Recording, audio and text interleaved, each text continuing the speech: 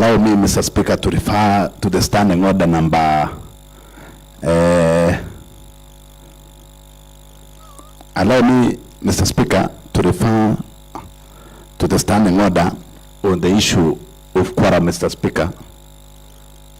If you can give me 1 minute, Mr. Speaker. That is in order.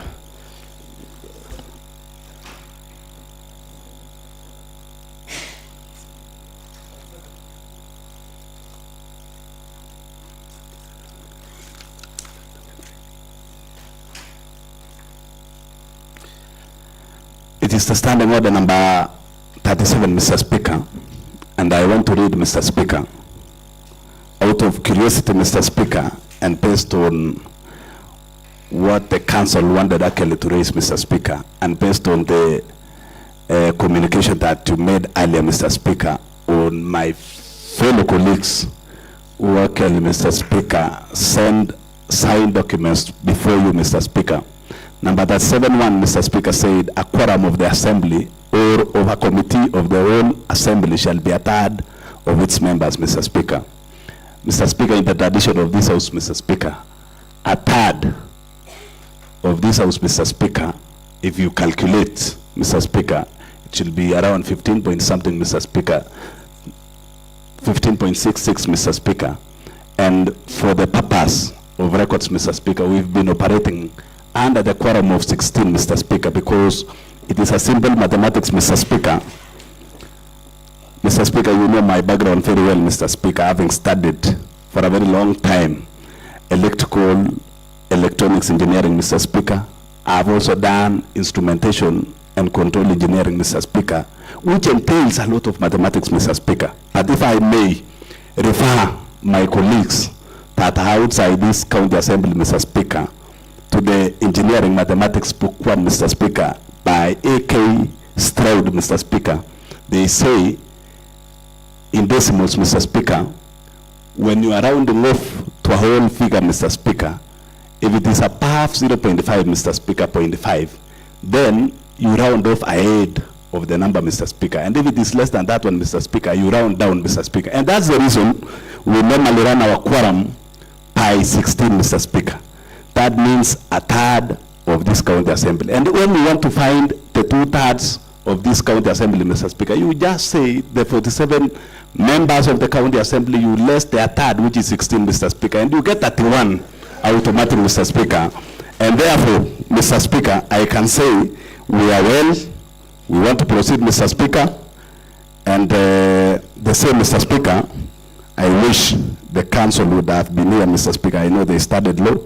I studied a lot of mathematics, Mr. Speaker, and Mr. Speaker, during my KCAC, I was the third in the whole Kericho County. That was Kericho District, a third time, Mr. Speaker. So they should not even doubt, Mr. Speaker, they should refer me as the dictionary of mathematics in that case, Mr. Speaker. Mr. Speaker, the second thing, Mr. Speaker, I know our colleagues, and as the leader of this house, Mr. Speaker, as one of the leader in this house, Mr. Speaker, I have seen through my mobile phone, Mr. Speaker, our 16 members of the county assembly, Mr. Speaker, are following us live, Mr. Speaker, just like other citizens of Kericho County who doesn't have the opportunity, Mr. Speaker, to appear before the house and maybe argue their issues out, Mr. Speaker. I pity one honorable member, Mr. Speaker, who raised a very serious statement that informed the House to do or to form a committee on ad hoc to investigate the Kasi Mutai, that is the disrupt equalizer program, Mr. Speaker, that found, the committee found around 23 million, Mr. Speaker, that these people could not account for, Mr. Speaker. And while the member was given the opportunity to give his sentiments before the floor of the House, Mr. Speaker, he recommends that several people or persons in the executive should be impeached, Mr. Speaker. And we are here today courtesy of the same, Mr. Speaker. Mr. Speaker, allow me, as I support the motion, Mr. Speaker, I want to start with the issue of revenues, Mr. Speaker, because yes, leader, if I will be asked The majority, before you proceed with that, proceed with the other matter of extending time that you had reached. Because thank you very much, Mr. Speaker. I know we are caught by time, Mr. Speaker, and maybe that is what I was saying, Mr. Speaker, before I proceed with my contribution of supporting the motion, Mr. Speaker. You allow me to introduce a motion of the extension of time, Mr. Speaker, because the standing orders of the County Assembly that is we are bound by, Mr. Speaker, allows the first session to end at 12:30 p.m., Mr. Speaker. And based on this, Mr. Speaker, and the weight of the matter that is before the House, Mr. Speaker, we need to extend the time, Mr. Speaker. And I therefore move a motion to extend the time until such a time that will conclude the matter that is before the Assembly, Mr. Speaker. And I kindly invite Honorable Moses Rotich, MCA, Tendenos Oget, Mr. Speaker, to second. okay.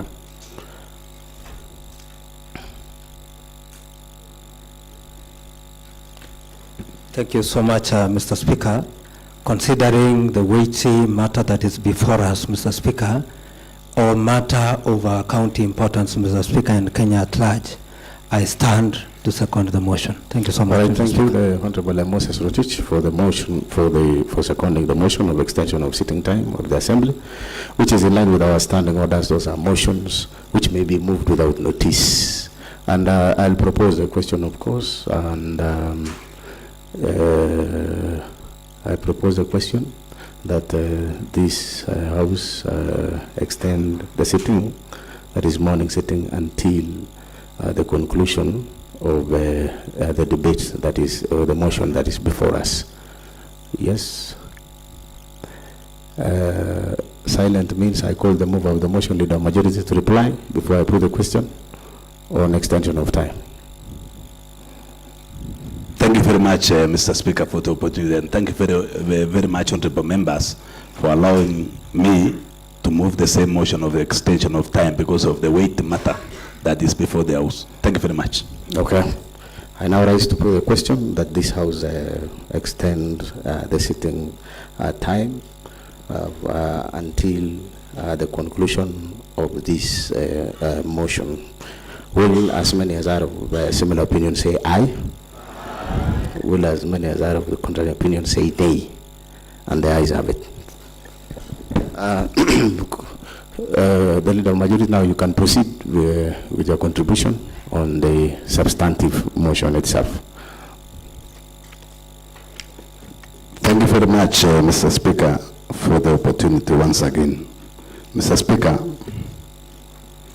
before I mention, or before I proceed, Mr. Speaker, let it be in record, Mr. Speaker, that personally and other members chaired by the Speaker, we sat in the House Business Committee that schedules the works or the business that is to be transacted by the House, Mr. Speaker. We sat at exactly around 7:30 a.m. in the morning, Mr. Speaker, and we did schedule the business that is before the House today, Mr. Speaker, for discussion and deliberations, Mr. Speaker. Mr. Speaker, number two is that, Mr. Speaker, according to the standing orders of this House, Mr. Speaker, the first session starts at 9:30 a.m. in the morning, Mr. Speaker, and it should end at 12:30 p.m., Mr. Speaker, not unless with the exception, like for today, Mr. Speaker, when we have a lot of business, is when we have to extend time by moving a motion and adopted by the House for the same discussion, Mr. Speaker. Mr. Speaker, the councils that appeared before the House, Mr. Speaker, led by Katwa Kigen, Mr. Speaker, they came here knowing, Mr. Speaker, that they are coming to defend His Excellency the Governor, Mr. Speaker. And I'm very sure that they came here knowing that there is no order, Mr. Speaker, that on the way, Mr. Speaker, they wanted to introduce the same, Mr. Speaker. You know the law. Once the session started, Mr. Speaker, there is no way, this is a special motion, there is no way we could terminate this, Mr. Speaker, and I beg that we proceed with the same, Mr. Speaker, until its conclusion, Mr. Speaker, That is my observations, Mr. Speaker. Mr. Speaker, in supporting the same motion that is before the floor of the House, Mr. Speaker, I want to start with the issue of revenue, Mr. Speaker.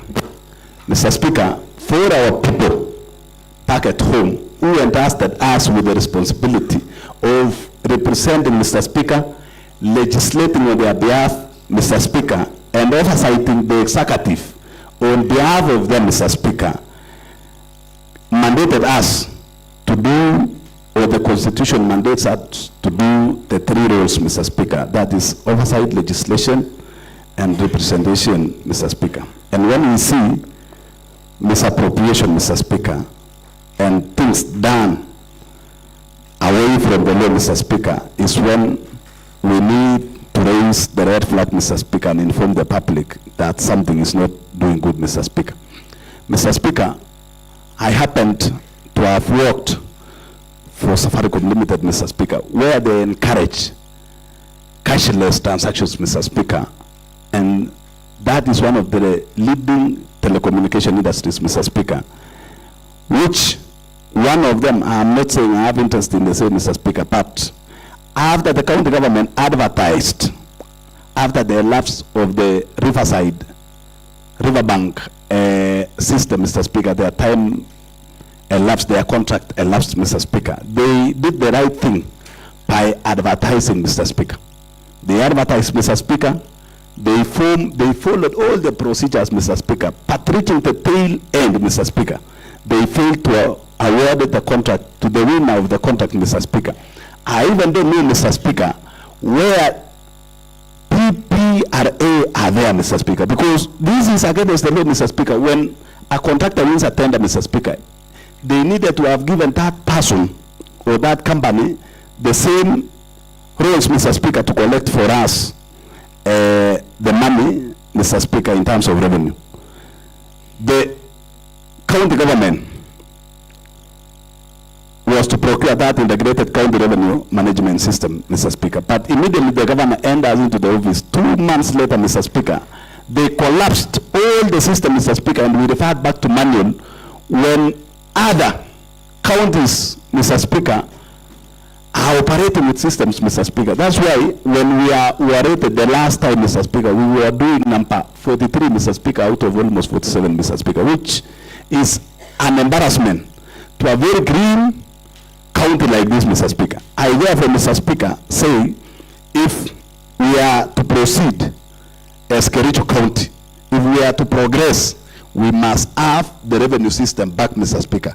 But failure by the executive to provide the same 11 months down the line, Mr. Speaker, seems or means they don't want this system in place, Mr. Speaker, because they want to loot the money that belongs to the people, Mr. Speaker. Mr. Speaker, I come from the farthest ward of this Kericho County, Mr. Speaker. We are accessing medical services, Mr. Speaker. I need to come if somebody gets an injury or broken arm or everything, Mr. Speaker. We need to come back all the way to Kericho County, Mr. Speaker.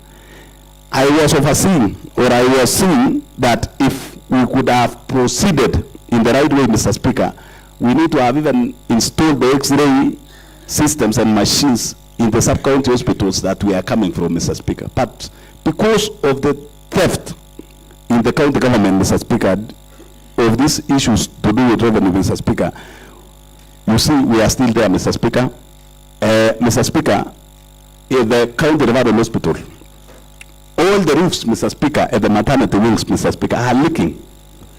People are sharing beds, Mr. Speaker, in the same referral hospital at our time, Mr. Speaker. You can imagine, Mr. Speaker, for this to end, we must execute this impeachment like yesterday, Mr. Speaker.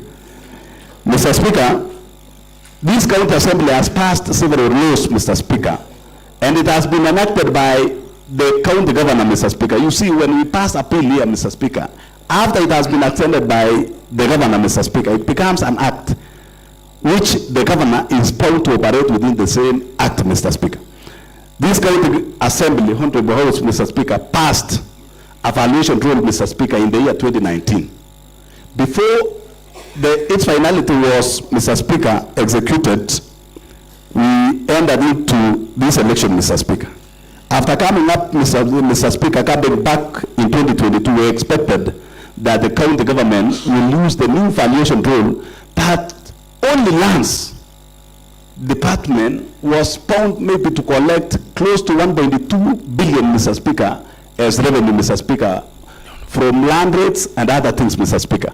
But to date, Mr. Speaker, you can see the total collection as per the control of budget reports, and for the Auditor General's report, Mr. Speaker, we collected only 359 million. That is inclusive of those other revenue streams, Mr. Speaker. To me, for this county to progress, Mr. Speaker, His Excellency Dr. Eric Mutai, Mr. Speaker, should be impeached, Mr. Speaker. Mr. Speaker, I don't want to talk much on other things, Mr. Speaker, but Leadership and Integrity Act of 2012, Mr. Speaker, and the Chapter 6 of the Constitution, Mr. Speaker, on integrity and other things and ethics, Mr. Speaker. There is a way. As you finalize the leader of majority. Thank you. On Leadership and Integrity Act of 2012, Mr. Speaker, there is a way that a public officer or a state officer should behave in the public, Mr. Speaker. Though the lead lawyer of His Excellency the Governor wanted, actually, Mr. Speaker, maybe to challenge us. I understand Kalenjin dialect, Mr. Speaker, fluently, and whatever he referred to one of the honorable members of this House, Mr. Speaker, is uncalled for a state officer of the caliber of His Excellency the Governor to call my colleague that is mentally stupid, that people ought not to have elected such a person, Mr. Speaker, that is acting as the MC of Kapkatet at the same time working as a governor, Mr. Speaker. That one, Mr. Speaker, is degradation of the rights of an honorable member and a human being, Mr. Speaker. The same thing, Mr. Speaker, as I finalize, I was in the special committee, or rather committee on Londiani accident, Mr. Speaker. I felt so bad, Mr. Speaker, when the governor referred to us as a funeral committee, Mr. Speaker. Yes, I have sat in committees in my rural home as a funeral committee, but for that case, Mr. Speaker, I sat as an honorable member in a committee, special committee formed to investigate the same issues of Londiani issues, Mr. Speaker. We recommend to His Excellency the Governor that people that was involved in the same theft, Mr. Speaker. And Mr. Speaker, you see the way we lost money. I'm one of the person I went maybe to Nakuru Beach Edge Hospital, Mr. Speaker, and Honorable Her Excellency Susan Kericho, Mr. Speaker, pronounced herself that no bill of the same, because of the magnitude of that incident, Mr. Speaker, she waived at the Beach Edge Hospital, Mr. Speaker. Coming to our own county, Mr. Speaker, the governor himself pronounced himself, and eventually, Mr. Speaker, they went ahead and billed 2,037,524 for Kericho County Referral Hospital, Mr. Speaker. At the same time, 1,534,190 for Londiani Sub-County Hospital, Mr. Speaker. This one came to a total of over 4 million, Mr. Speaker.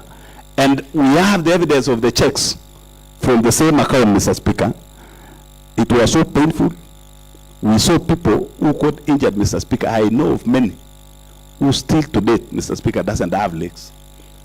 Though the same people came and sourced money from other accounts of this county government after the staff of the county executive had exploited the same, Mr. Speaker, from the people.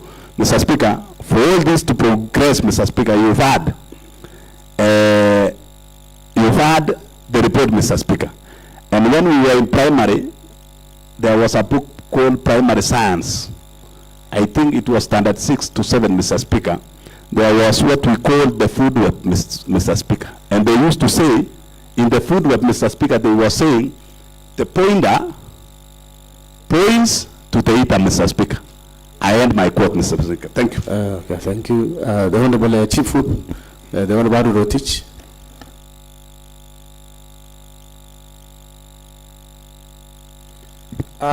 Thank you very much, Mr. Speaker. Mr. Speaker, I stand here to support the motion for the impeachment of Excellency Dr. Eric Mutai.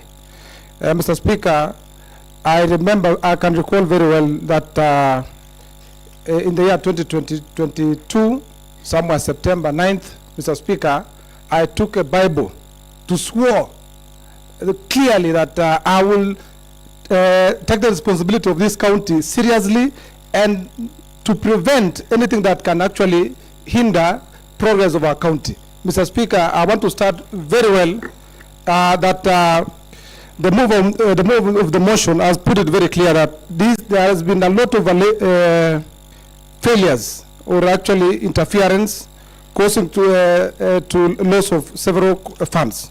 Mr. Speaker, number one, I want to start by bringing to attention of our members that Kericho County Violation Rule, Mr. Speaker, Act 2019, which I participated very well, Mr. Speaker, and this violation rule, Mr. Speaker, ought to have given us 1.2 million. I want to say there has been a lot of money that has been collected, Mr. Speaker, and nothing has been forthcoming to our county. Precisely, Mr. Speaker, that in the collection of our money, Mr. Speaker, I undertook myself personally, as an MCA representing the good people of Seretut, Mr. Speaker, I want to state that very clearly, I undertook an exercise personally because there has been a lot of privileges of our county funds. Mr. Speaker, I one day took a gumboot, I took my jacket, I wore a cap, I went to Kapkelek market, Mr. Speaker, just to ascertain whether there has been privileges in Kapkelek. Mr. Speaker, I want to put this one on record, that I personally, Kapkelek market has been collecting or there has been remitting 2,000 shillings every Sunday, but they are collecting more than that, Mr. Speaker. The reason why I want to stand to be counted, and I'll remain very firm, Mr. Speaker, is to support that there should be no privileges in our county. Mr. Speaker, I want to confirm that that day, when I went there at about 11 a.m., Mr. Speaker, with the assistance of our county director, which was present, Mr. Speaker, the county revenue officers, Mr. Speaker, and my own young tax, Mr. Speaker, because we wanted to know probably what are these ways that we have always been using the funds, Mr. Speaker, are ascertained, and I want to confirm very clearly that exactly when I appeared there at 11 a.m., I stayed there up to 3 p.m. Mr. Speaker, I want to confirm before everybody and the media that, Mr. Speaker, at 3 p.m. we had collected 22,000 and 70 shillings on top. Mr. Speaker, we've been losing a lot of funds, and I want to confirm this is very serious. If we don't stand very firm with members, Honorable Speaker, then we are doomed. And our people have always been asking us about where medicine, where there's no medicine hospitals. Our hospitals are dry, and our people have been on us every now and then, Mr. Speaker. I want to start to be counted that and something on top. But they have been remitting 2,000 shillings. Mr. Speaker, I cannot sit down and watch the funds that are supposed to come back later and assist us build the roads, give us the medicine, assist our people build the dispensaries, build tea buying centers, and everything that is going to be that is of good importance to our people. Mr. Speaker, I want to be counted, and I will stand very firm that at no point will I watch our money being misused, being eaten, being taken away while there are no medicine in our hospitals. Mr. Speaker, I am very serious with this, and I will not take any minute in backtracking what I've said. Number two, Mr. Speaker, I want also to quote that the other day we received a report from the Controller of Budget, that is 2023. Mr. Speaker, I want to bring to attention of members that when we received the report from Controller of Budget, it says that Kabianga Tea Farm, that is over 400 acres of tea. As we speak, Mr. Speaker, the money that we are supposed to be receiving as a county was not even reported. So definitely zero returns. So, Mr. Speaker, this is very serious. How can the 400 acres of tea not even produce even a shilling? Which world are we? Mr. Speaker, we have tea. I have 2 acres of tea in my home, and I get a lot of money. How can the 400 acres of tea not even give us even a line item? You can imagine, Mr. Speaker, I was surprised that in the report, Kabianga Tea Farm, even the line item itself, was not even given out. It is very shameful, Mr. Speaker. It wasn't captured. So where is the money for Kabianga Tea Farm? Mr. Speaker, we need to call a spade, but not a big spoon. That one I'll stand very firm. Lastly, Mr. Speaker, I want to confirm that among the people that generated the evaluation drone, it is called Kericho County Rating Act of 2019. We sat here, I was among the members who sat in the last committee, in the last parliament. And I can confirm very clearly, and it's very, I'm very, very lucky that, Mr. Speaker, I'm the one who came back for the members who were there, that parliament. I want to confirm that when we sat, we prepared a comprehensive document that actually would have given this county over 1.2 billion. If we just sit down and watch what we call, there's nothing that has been enacted, has been it's been existence, so not implementation. Mr. Speaker, if we are going to see like this and see nothing being implemented, then we are losing a lot of money. You can imagine, Mr. Speaker, if I can remember very well, like for the case of Homa Bay. Mr. Speaker, it's good to tell our people very clearly. Homa Bay doesn't grow tea. They can only do what we call fishing. That is in the lake. But, Mr. Speaker, they are collecting over 1 billion.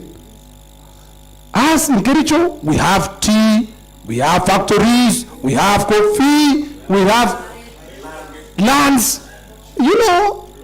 plots. Mr. Speaker, I think it's high time that we tell ourselves the naked truth.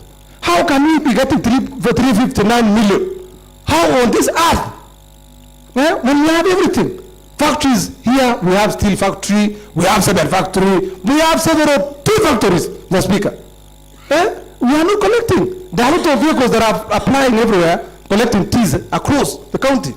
But we are not getting the value for money. Where is this money that they are saying they are collecting? Lastly, Mr. Speaker, what pains me a lot was swapping the swaps. They have been swapping these the single business permits. How can you swap a single business permit? The other day, Mr. Speaker, as I was walking, taking tea somewhere in town here, I just saw somewhere hanged a single business permit, Mr. Speaker, that reads Kipkelion East, while Kipkelion East ends at Brook, but it is here in this town. I have to that effect, and I can produce very well. How can it end here, Mr. Speaker?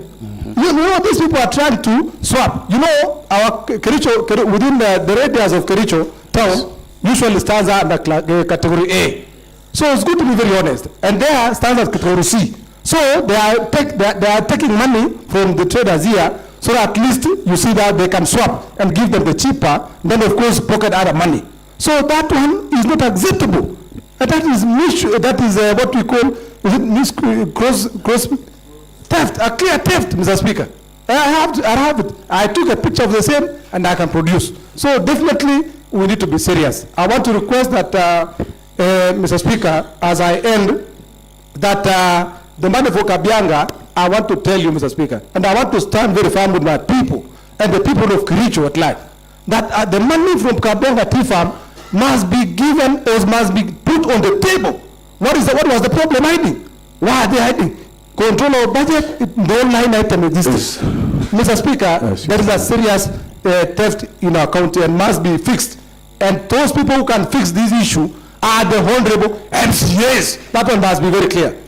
It is high time that we stand very firm and to be counted. So, Mr. Speaker, I want to end by saying that I want to applaud the members, over 31 members who are present today, to make sure that we sanitize our county and make it great once again. Thank you very much. Honorable members, okay, I can see a lot of hands. The Honorable Chariot first because of he's a ranking member, and then I'll give leadership to the Honorable Fancy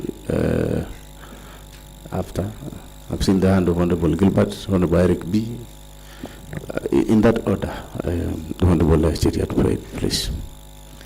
Thank you very much, Mr. Speaker, for giving me this opportunity, and of course, by extension, Mr. Speaker, the people of Inamoi who have stood by my side, Mr. Speaker, and that is why I am in this county assembly. Mr. Speaker, from the onset, allow me to thank the mover of the motion, Mr. Speaker, that is the Honorable Rogony, because this motion, Mr. Speaker, is even was supposed to have been moved even last year, Mr. Speaker. Mr. Speaker, the problem that has belittled this county, Mr. Speaker, is the problems that we've been trying, Mr. Speaker, to find solutions, Mr. Speaker. One of the greatest challenge that we have in our county, Mr. Speaker, is the revenue collection, Mr. Speaker. You remember, Mr. Speaker, that we've had several meetings with His Excellency the Governor, Mr. Speaker, and the Finance Department, Mr. Speaker. Mr. Speaker, one of the meeting, we used taxpayers' money, Mr. Speaker, to have a meeting in Mombasa, Mr. Speaker, and I want to, the Honorable Minister will stand in for me, Mr. Speaker, for some other duties that I have. Mr. Speaker, I am saying this because, Mr. Speaker, we did the first meeting, Mr. Speaker, in Mombasa. The county executive members and the county assembly members, Mr. Speaker. The agenda of the meeting, Mr. Speaker, was revenue, and that is 1 year down the line, Mr. Speaker. We put measures that we thought are going to assist the county government of Kericho, Mr. Speaker, to meet its targets of revenue, Mr. Speaker. That was the first meeting in Mombasa, Mr. Speaker. Number 2, Mr. Speaker, we spend public funds. We had a meeting in Nakuru, and we had no results, Mr. Speaker. Mr. Speaker, I remember in the very meeting that we had in Mumbai and Nakuru, Mr. Speaker, we even asked the governor that there were some officers that were taking this man, Mr. Speaker. But the governor said, leave alone this guy. I am using this guy to do my dirty work. If you remember in Nakuru, Mr. Speaker. And that is a governor saying that he's using a county officer who is the former CS, Mr. Speaker, that we removed from office through an impeachment, Mr. Speaker, and I want to thank the mover of the motion for impeaching that CS, Mr. Speaker, because the governor said, I'm using that guy to do dirty politics, Mr. Speaker. Mr. Speaker, number 2, we had a meeting in Exotic Hotel, Mr. Speaker, trying to find a solution to this revenue issue, Mr. Speaker. Mr. Speaker, because if we don't collect, forget about development. Mr. Speaker, as we speak today, Mr. Speaker, you heard that Kericho County, from Auditor General's report, that Kericho County, we are number 42 out of 47. The counties that we are competing, Mr. Speaker, do have very few, revenue streams, Mr. Speaker. You can imagine a county like Kericho competing with Tana River. A county like Kericho competing with Wajir, Mr. Speaker. So, Mr. Speaker, the reason, and I want to thank the mover of the motion, the reason why we are discussing these motions today, Mr. Speaker, is because the county executive, Mr. Speaker, we've been dealing with the CEOs and the CECs. But this time round, I want to thank the mover because we cannot go to branches every other time. We now want to go to the big tree. We fell down the tree and we make sure that this governor, Mr. Speaker, is taken back to the university, Mr. Speaker. I think he can do better in the university, Mr. Speaker, apart from the other issues that was raised by the mover of the motion, and that falls under the gender-based. And the Honorable Deputy Majority Leader, I know, is going to take time there, Mr. Speaker, but he is not supposed to preside over. Why we are saying this, Mr. Speaker, Article 179(4) of the Constitution, Mr. Speaker, reaffirms the governor's position as the Chief Executive Officer, Mr. Speaker, of the county, Mr. Speaker, and therefore, Mr. Speaker, the law vests the primary responsibility for decision making and ensuring the well-being of the county government, Mr. Speaker, rests squarely on the governor. Mr. Speaker, the reason why the governor is being impeached, Mr. Speaker, is because of the Article 179(4) of the Constitution, Mr. Speaker, that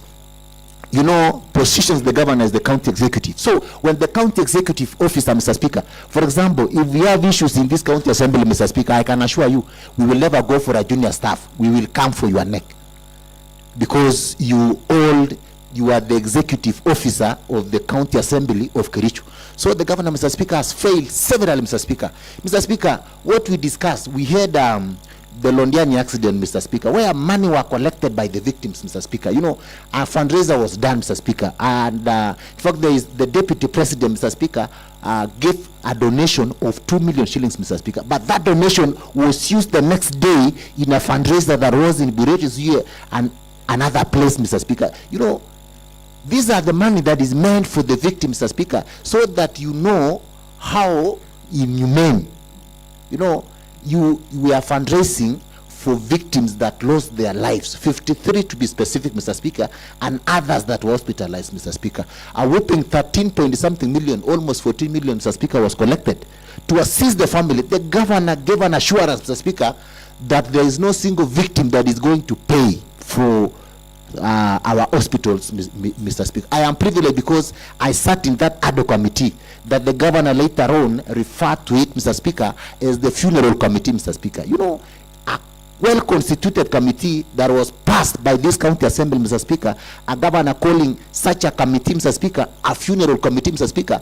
You know, that shows the governor, Mr. Speaker, demeans the county assembly and demeans these honorable members, Mr. Speaker. In fact, Mr. Speaker, I used to, in fact, at some time, Mr. Speaker, I was to begin my master's degree, law degree, Mr. Speaker, because I used to like this profession, Mr. Speaker. But today, Mr. Speaker, when Katwa Kigen, this is the Katwa Kigen that represented the song in ICC, Mr. Speaker. But I saw somebody, Mr. Speaker, you know, you cannot just be used, Mr. Speaker, to come and demean the county assembly, Mr. Speaker. In fact, from today, Mr. Speaker, I am proceeding to PhD in, you know, Mr. Speaker, public policy and administrations. That is why I mastered, Mr. Speaker, because I have seen there's nothing good in going to some of these cases, Mr. Speaker. So, Mr. Speaker, a money that was meant for the victim is being misappropriated, Mr. Speaker. Then, when the whistleblower, Mr. Speaker, who happens to be the deputy governor, Mr. Speaker, blew the whistle in TFC, Mr. Speaker, a committee was formed. We went to the bottom of that matter, Mr. Speaker. Then the county executive used now the public funds. Use the money that was in emergency fund to pay for some of the victims, Mr. Speaker. What that is, Mr. Speaker, inhuman to our county governor, Mr. Speaker. Apart from the revenue, Mr. Speaker, you know, yes. You've had one of the as I summarize, one of the junior staff, Mr. Speaker, said that the governor needs 500,000 on a daily basis, Mr. Speaker. What county are we running, Mr. Speaker? And that is why these people, Mr. Speaker, they do not want to automate the revenue. Because once you automate the revenue, the issue, Mr. Speaker, of getting cash in your pocket, Mr. Speaker, will be a thing of the past. Once you automate this, Mr. Speaker, the only county in Kenya that still collect their revenue using manual, Mr. Speaker, and getting cash and using exercise books, Mr. Speaker, is Kericho County, Mr. Speaker. Which is a shame. This is a county, Mr. Speaker, that is endowed with resources, Mr. Speaker. If they cannot declare a single cent in Kabianga tea farm, a farm that has 400 acres of tea, Mr. Speaker. Personally, in my place, I have 5 acres of tea, Mr. Speaker, and I can give you the kilos because we are waiting for bonus, Mr. Speaker. I have 14,000 and some, 14,617 kilos, Mr. Speaker. And that is a 5-acre piece of land, Mr. Speaker, that I don't even manage well because I'm in politics. Sometimes members of the public goes to my farm, and, take the tea leaves to tea buying centers, Mr. Speaker, and, I don't do anything because, they are saying this, then I'm getting almost that kind of cages. A Kabianga tea farm, Mr. Speaker, with the county machinery collecting meal, Mr. Speaker. And as I wind up, Mr. Speaker, in Amoi market, Mr. Speaker, they are declaring 400 shillings per day. You remember, Mr. Speaker, there was a statement that was raised by the Honorable Matthew, Mr. Speaker, and with all due respect, Mr. Speaker, I want to urge the Honorable members. The only place, and in fact, the Honorable Tarimbo, Mr. Speaker, who is, I think, is vying for some bigger seat, Mr. Speaker. This is the only place that you can come here, Mr. Speaker. But do we have a name? We don't have a name. The Honorable Paul Chirchira, I'm sorry, Mr. Speaker. Sure. Mr. Speaker, this is the 16 members of the county assembly are ashamed of this county, Mr. Speaker.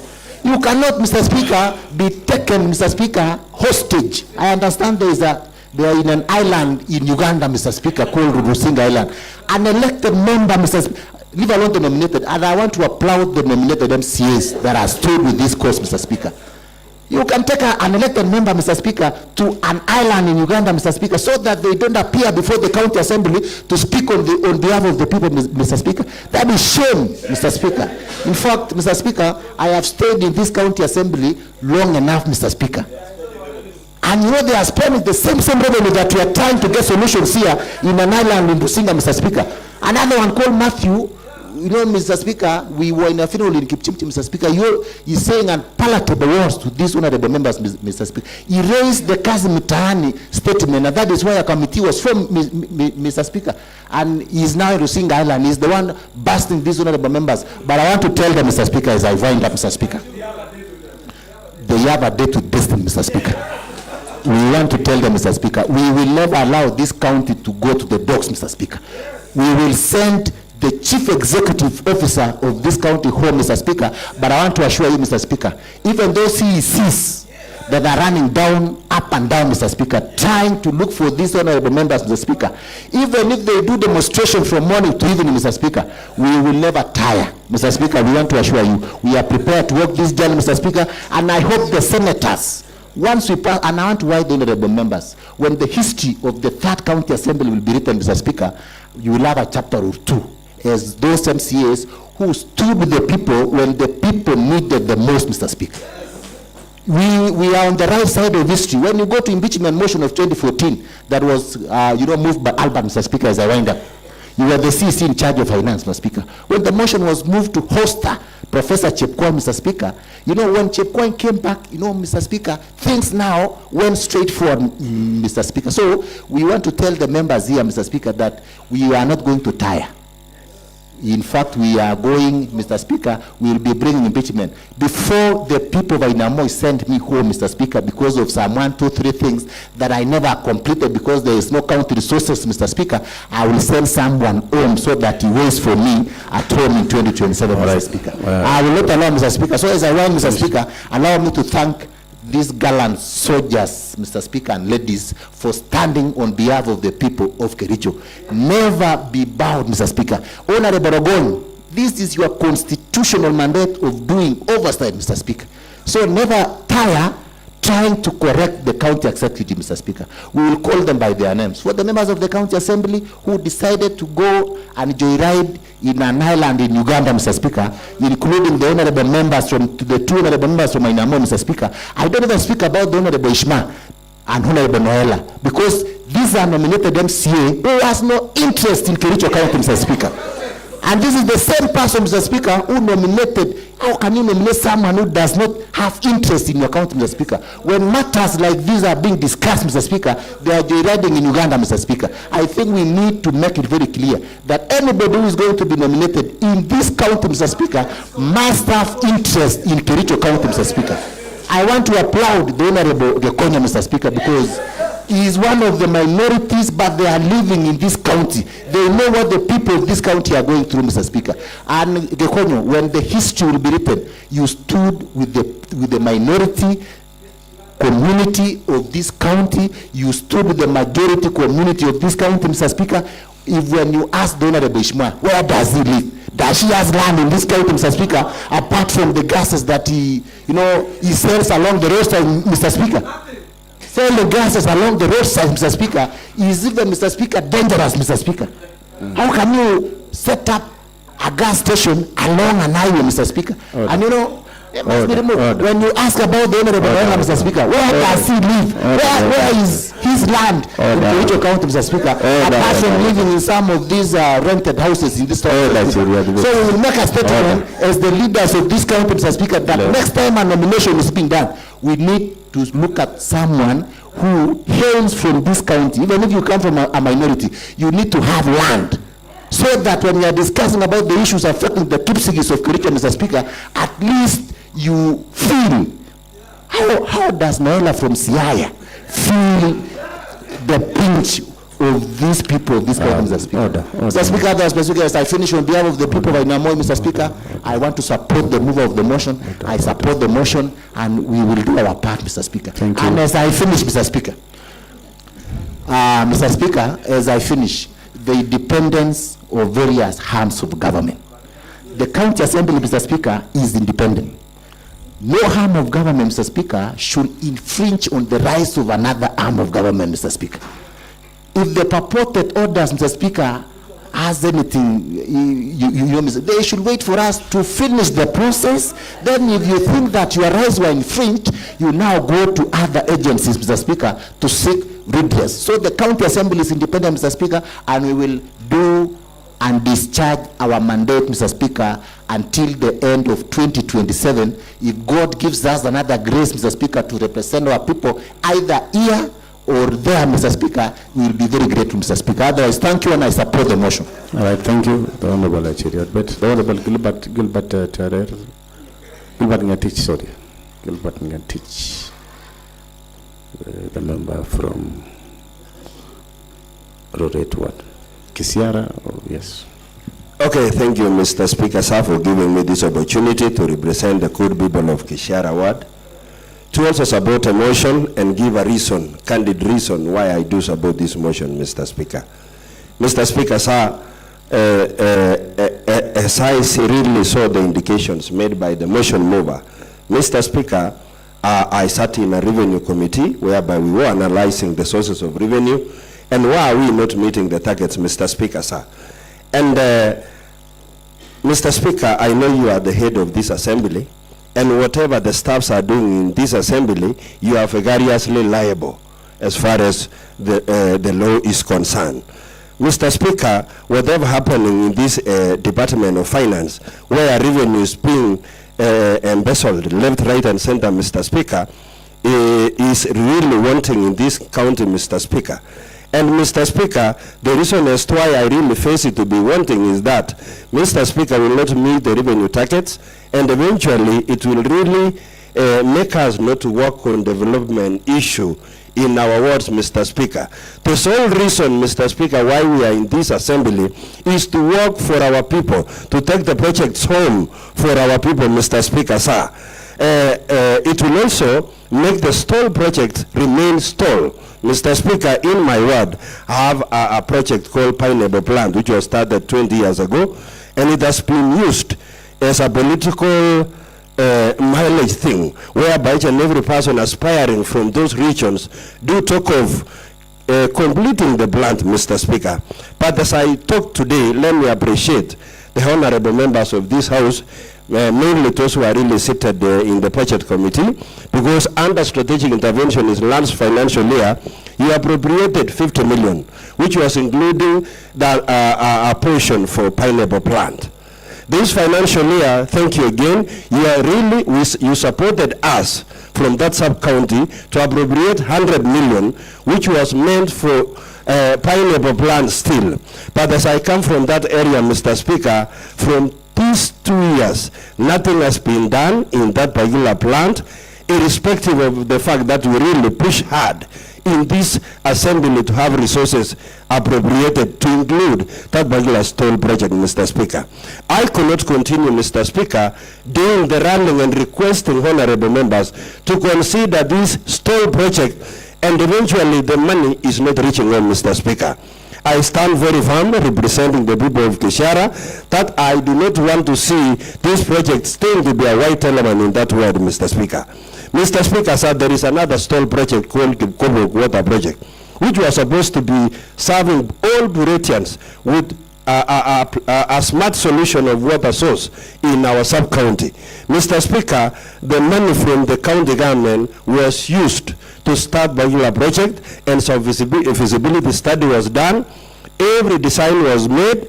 I do not know why, as we really appropriate funds for such a bigger project, Mr. Speaker, as I speak today, 2 years down the line, nothing has happened in that sub-county pertaining to Kericho Water Project. And as I said, Mr. Speaker, I have never seen any other alternative source, a clear source of water that can serve Bureti sub-county, because we used to say, because we now have a leader there, we should be having the place very fertile.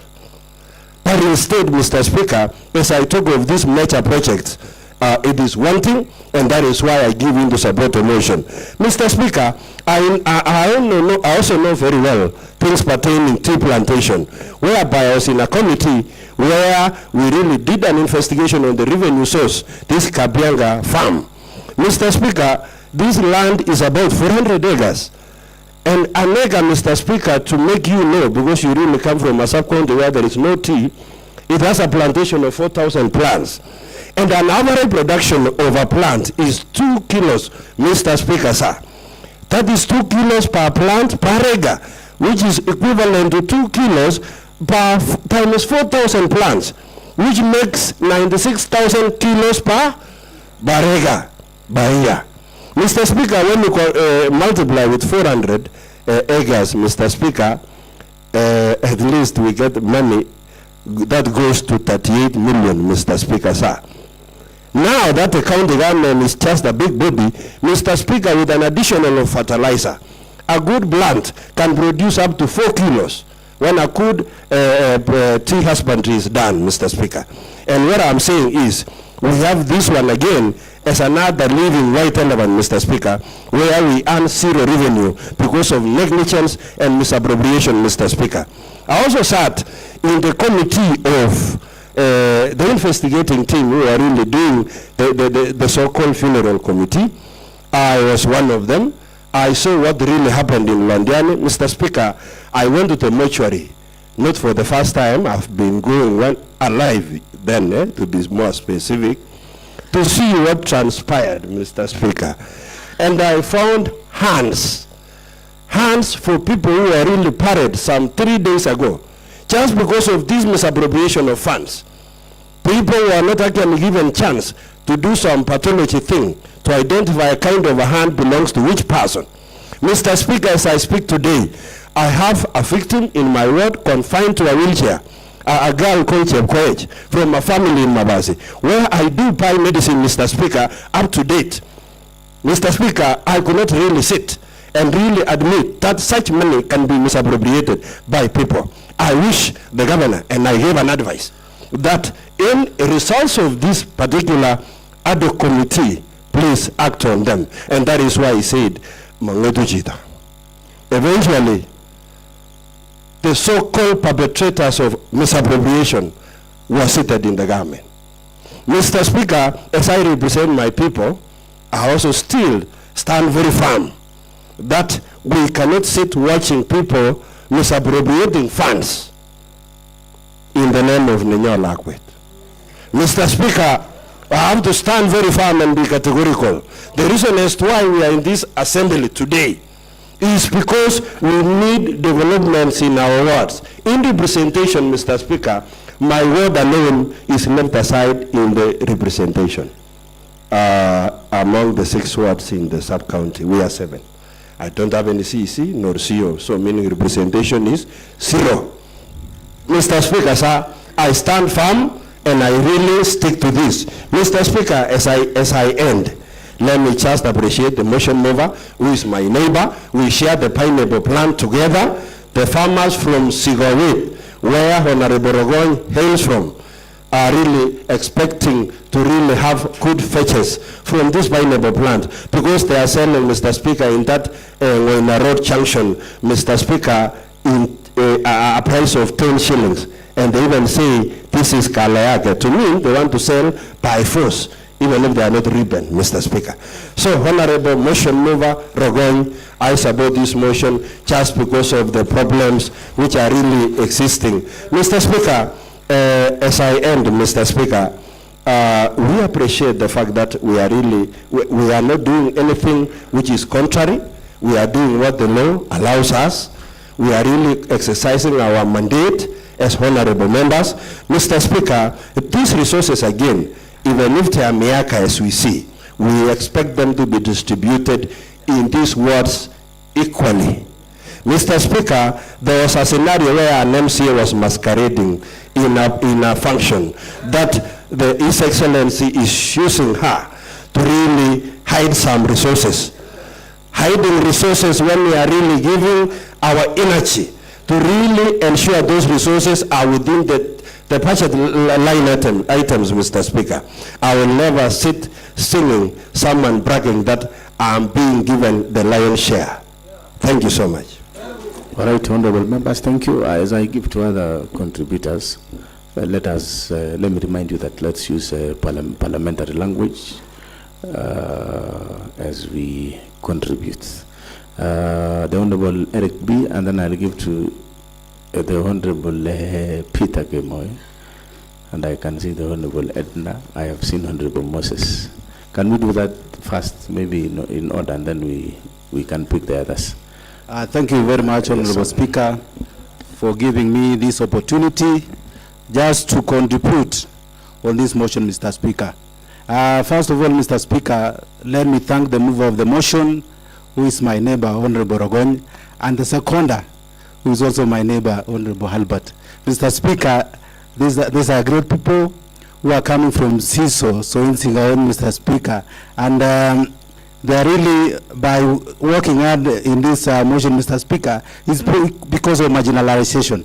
You have been being marginalized for a long time, and today you are standing our unity to support this motion. First of all, Mr. Speaker, misappropriation, misallocation, and illegal drawing of the county finance and revenue, Mr. Speaker, which has been evidenced by this motion, Mr. Speaker, is a great violation of the Constitution, which has been tabled very well by Honorable Rogony, Mr. Speaker, whereby in the Public Finance and Management Act, it is very clear, as a presiding administrator, which is the governor, Mr. Speaker, he has actually refused deliberately and failed and neglected his duties, Mr. Speaker, by allowing the automation of the system, Mr. Speaker, of which, for our people, Mr. Speaker, we are not collecting anything. We are not getting any funds. Mr. Speaker, I have done my calculation here. When you less 359 from 859, Mr. Speaker, you get 500 from health. When you multiply 359, you less 200 from the land, Mr. Speaker, that is from the multinational, you remain with 159. When you also do calculation, 159 divided by 12, Mr. Speaker, every month, Mr. Speaker, we are collecting around 10 million. This is pure lies, Mr. Speaker, in this county. There are so many funds which are being misappropriated by one individual, Mr. Speaker. I want to say the case in point. I come from Kabdil Artet. There is a Sondu market which has been left, has been neglected, Mr. Speaker. There is nothing going on there. And we have put around 120 million for the construction of a market. The market, Mr. Speaker, is now idle. There's nothing in it. It has never been completed because of misappropriation of this fund, Mr. Speaker. So I stand and say that, Mr. Speaker, we are doing badly in this county, Mr. Speaker, not because of anybody else, because of the county chief officer, who is the governor, Mr. Speaker. He is not doing his role, Mr. Speaker, by not presiding a very good administration which was given. We remember, Mr. Speaker, when the president took over, he introduced an e-citizen in 100 days, Mr. Speaker, whereby all the monies, all the collection are channeled to one account, Mr. Speaker, which is called e-citizen. Why are we failing in this county? Advertisement was done, evaluation was done, and the awarding was done. It was done last year, Mr. Speaker. There's nothing going on. The person who was awarded, Mr. Speaker, because he was not able to give out something, Mr. Speaker, he was denied. And we want to request the PPRA to take over the matter immediately, Mr. Speaker, in terms of revenue system. Mr. Speaker, number two, Mr. Speaker, the issue of valuation rules. Presiding administration, which has actually disregarded the valuation rule, which was prepared and approved in this House, Mr. Speaker, in 2019. That means, Mr. Speaker, the person who is heading this county is not looking at the issues which is being passed by this honorable House, Mr. Speaker. I want to believe that, Mr. Speaker, when a child is born, and when you observe for 3 to 9 months, Mr. Speaker, when you check on the standard growth, there is what is called standard growth. When you observe, there is no growth at all. You have to take that child for specialized medication. That is what we are doing right now, Mr. Speaker. We are putting in a specialized medication to this county, for this county to survive, Mr. Speaker. For our people whom we represent to get jobs. For our people, Mr. Speaker, to get water. For our people, Mr. Speaker, we know Gen Zs are just walking around, Mr. Speaker. They are looking for opportunities to be employed. But, Mr. Speaker, in our county, they are being told there is no job. Yet, one person, two people are hitting our money, Mr. Speaker. That is wrong, and we want to make this thing right, Mr. Speaker. Lastly, Mr. Speaker, because I don't want to take much time, there is the issue of misappropriation of public raised funds, which was overseen by the governor, Mr. Speaker. For the Londiani victim, I am one of the members who sat in the Harbor Committee as a vice chair, Mr. Speaker. Okay. Mr. Speaker, we found out that the fund which were collected was not given to the right people, the victim, Mr. Speaker. The national government gave theirs within a 1 week time. But, Mr. Speaker, the county government took over 2 weeks to be able to give out the fundraiser money. That is wrong, Mr. Speaker. And I want to say that justice must be done to this county, Mr. Speaker. And for this county to thrive, Governor must go. Thank you very much, Mr. Okay, thank you, Honorable Eric B. The Honorable Fancy Korir. And then I'll give to the Honorable Edna. Thank you, Mr. Speaker, sir, for giving me this chance. And I rise to support the motion by Honorable Rogoñ that we must impeach the CEO of this county.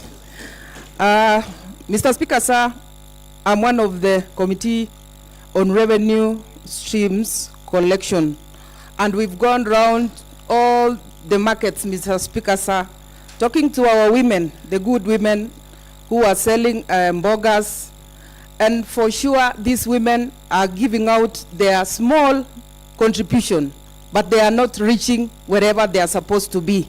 They are being rained on, there are no toilets, and we are continuing to squander their money. Mr. Speaker, sir, this is very wrong. To my first point, the gender bill, which I've been really saying in this honorable house that we must have, and I continue saying that we must have this gender bill because in our offices, Mr. Speaker, sir, we have the sexual advances, which in every time and again there is a complaint which has been filed against the office of the governor, and his office forms basis of consideration of removal of office because this is an abuse of office. Mr. Speaker, sir, this is an exploitation of the highest order. This is an abuse of office. Mr. Speaker, sir, the other day we lost one small young girl called Tamara. She was defiled, strangled, and thrown out to the rivers. And up to date, Mr. Speaker, sir, no one in the governor's office has ever even condemned the act, Mr. Speaker, sir. No one has even followed the perpetrator to be in jail, Mr. Speaker, sir. This really gives me a lot of pain because I was nominated as the gender top-up, and I must stand with the daughters of Kericho County, and we must condemn all this, Mr. Speaker, sir. Mr. Speaker, sir, this Kericho County, we have a lot of gender-based violence, teenage pregnancies, defilement cases, FGM, and other sexual abuses. Mr. Speaker, sir, in our offices, I'm saying the gender bill because we must enact this bill. And this lies in executive offices, and we are waiting for it because one of the policies which we must have in these offices is the sexual harassment policy. I want to go back to the revenue, Mr. Speaker, sir. We went to Kabianga, Tifam. The laborers are not getting salary, Mr. Speaker, sir. This is another abuse of office, Mr. Speaker, sir. Mr. Speaker, sir, this, our hospitals here, where our mothers are going to give birth. This one, when I want to speak about it, it really pains me a lot because, Mr. Speaker, sir, a bed is being shared by 3 women who has given birth. Mr. Speaker, sir, this is very wrong. Our women are suffering in this Kericho County because someone is squandering and really taking our revenue to other businesses which does not touch the lives of these women and men of Kericho County. Mr. Speaker, sir, this is so bad, and I must stand with this motion and support the removal of the governor of Kericho County. Mr. Speaker, sir, I must stand with these members who are in here because we've really supported one another because we need sanity in Kericho County. We really need progress in Kericho County.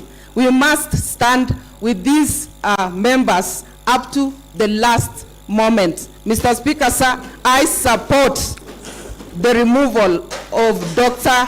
Mutai in his office. Thank you, Mr. Speaker, sir. God bless you, the members who are in here, because you stood for the rights of these Kericho people, and they will count you in the near future that you said the truth. Thank you, Mr. Speaker, sir. God bless Kericho County. Thank you, the Honorable Fancy, the Honorable Edna Tanui.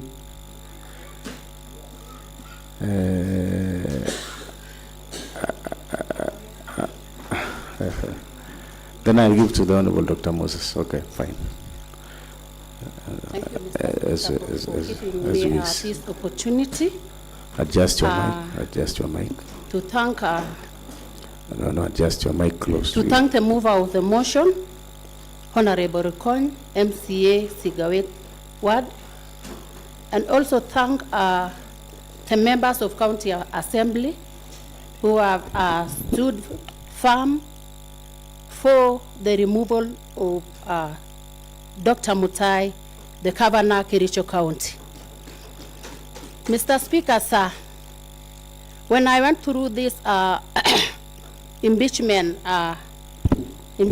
motion, I found the articles which I attest today, Mr. Speaker, sir, that in several times that I've gone to the office of the governor, Dr. Eric Mutai, he on his table, we found the constitution and the articles of Kericho County on his table.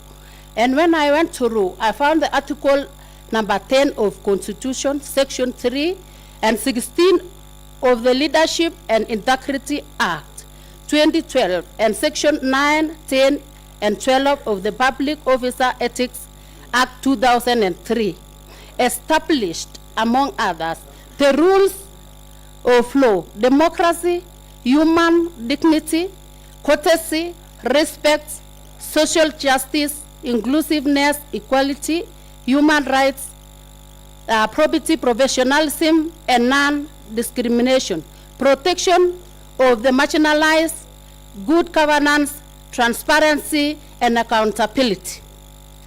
I believe, Mr. Speaker, sir, that the governor is aware of all these sections. And it is shocking, Mr. Speaker, sir, that numerous complaints of the governor in the incidents of indecent and unnatural sexual behaviors by female young girls of Kericho County accuses the governor of, for instance, forcing them to unconsented anal sex, dangerous and unprotected sex. I will never be seated here, Mr. Speaker, sir, when I was given a position by the people and women of Kericho County, watching our ladies, young girls, being misled in the interest of seeking for jobs. I know they have been visiting the governor, seeking for jobs, Mr. Speaker, sir. But the governor has been taking advantage of these young girls and women that they should have sex before they secure a position. Mr. Speaker, sir, I was given a nomination from the county of Belgut, sub-county of Belgut, Waldai Ward. And my name is Edna Tanui. Mr. Speaker, sir, today I stand here for the sake of people of Kericho County to stop the defilement cases. Instead, Mr. Speaker, sir, the governor would be financing funds to stop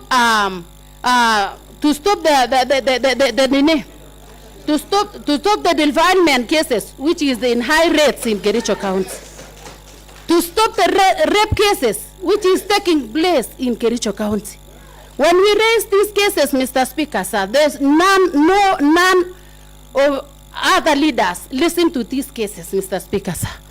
You find the governor, instead of providing us money, allocating money to stop this high rate of defilement cases, he is busy leading the team to defilement cases, Mr. Speaker, sir. I stand today to stop that act, Mr. Speaker, sir. Secondly, I also stand here to stop the revenue leakages taking place in Kericho County. Mr. Speaker, sir, I support this motion 100%. And I thank everyone here who has stood with us up to the end. As we proceed to Senate, I want to plead today that this motion should be bring to accomplishment, and the governor must move out of the office. Thank you. Order. The Honorable Dr. Moses, and then I'll give to the Honorable Vincent Korir. And then I'll give to, because of time. Thank you so much, Mr. Speaker, for giving me this opportunity to speak to this matter. I stand here, Mr. Speaker.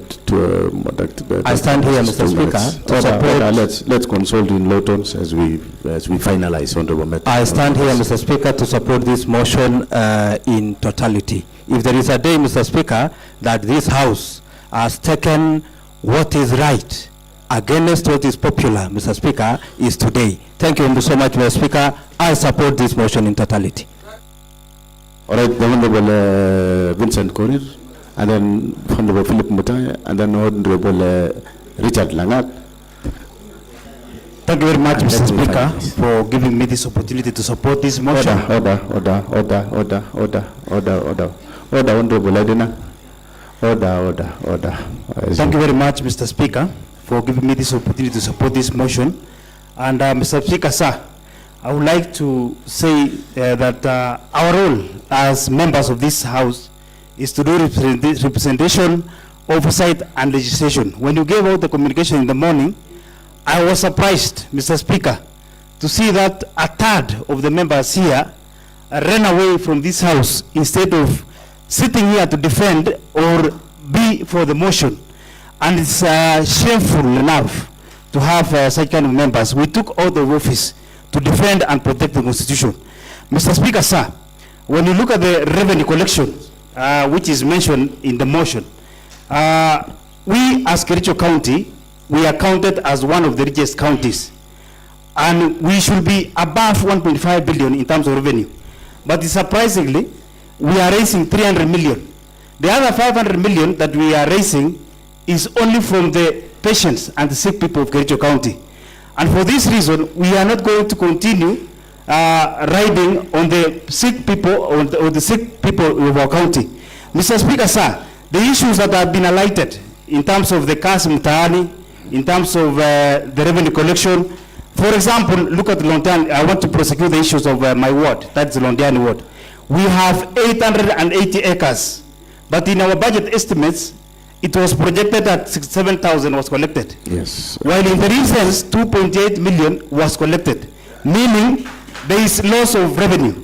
Mr. Speaker, sir, when we talk of the issue of Londiani accident, actually, it is so emotional to me and members coming from that sub-county, because we have victims who actually suffered a lot, and they are still suffering up to now. When the money from the national government was given out, it was shared equally and was not spent on any other thing apart from the victims. but the money that came from the county government was instead spent by kangaroo court, kangaroo procurement team that misused the money. And for this case, on my side, I stand firm to defend the people of Londiani and say we must send the CEO of this county for misappropriation of victims for Londiani ward, for Londiani accident. And I stand with these members to say I support the motion. Thank you very much. The Honorable Peter Kemoy, and then I'll give to the Honorable Peter Kemoy, Honorable Peter Kemoy, and then Honorable Richard Langat, and then Honorable Philip Mutai, and then we can close from there. Yes. Thank you, Honorable Speaker, sir. I want to stand in support of this motion of the removal of His Excellency Dr. Eric Mutai. All have been mentioned, Mr. Speaker, sir. The only challenging issue is that one of the MCAs where the governor is coming from is in public domain, is in social media, that His Excellency has been hiding some resources through her, so that which means our revenue collection has been hiding in one of the MCAs where the governor is coming from. Your Excellency, sir, Mr. Speaker, sir, I want to say that Honorable Amos Biril was elected by people of Cap Katet. When His Excellency went to his place and pronounced himself that honorable member is mentally blind and is also stupid, and the same people casted their votes to His Excellency, which means is demeaning his honorable MCAs. I want to urge that respect is paramount, Your Excellency, Mr. Speaker, sir. Recently, when we were doing some investigation, I think, Mr. Speaker, sir, some of the youths was doing demonstration in this town, requesting for their rights, requesting for the payments, and yet they deliver their duties when they were given responsibilities to do some of the works in this county. Instead of paying them, some of the individuals, some of the officers in this county went with their monies, and we are advocating that this county should pay for our youths who deliver their duties in this county. They are requesting for payment for 17 days, which was not paid for. And when we were sitting in the budget, it proves that the money was removed and paid all these youths. Where did the money went? And it was budgeted for. So we are demanding for their rights. Thank you, Mr. Speaker, sir. Thank you so much, Honorable Richard Langat, the member of County Assembly for Kidawa, and then I'll give to Honorable Philip Mutai. Let us limit ourselves. Thank you very much, Mr. Speaker, sir. I rise to support the motion. Mr. Speaker, sir, our county is going directly to the dogs, Mr. Speaker, sir. For the county to be returned back to the normal state, Mr. Speaker, sir, the governor must be impeached. To redeem the bad name of this county, Mr. Speaker, sir, the governor must be impeached. To have an equitable resources, Mr. Speaker, sir, among our wards, Mr. Speaker, sir, the governor must be impeached. Mr. Speaker, sir, I can say our speaker, our governor is a liar. Mr. Speaker, sir, I can cite an example, Mr. Speaker, sir. When our governor came to our my ward. He just picked a very poor woman of almost 50 years and promised her that she will be employed, Mr. Speaker, sir. To date, Mr. Speaker, sir, the woman is coming to my home, Mr. Speaker, sir, trying to, asking where her employment has reached, Mr. Speaker, sir. So, Mr. Speaker, sir, the governor must be impeached. Thank you very much. The Honorable Philip Mutai.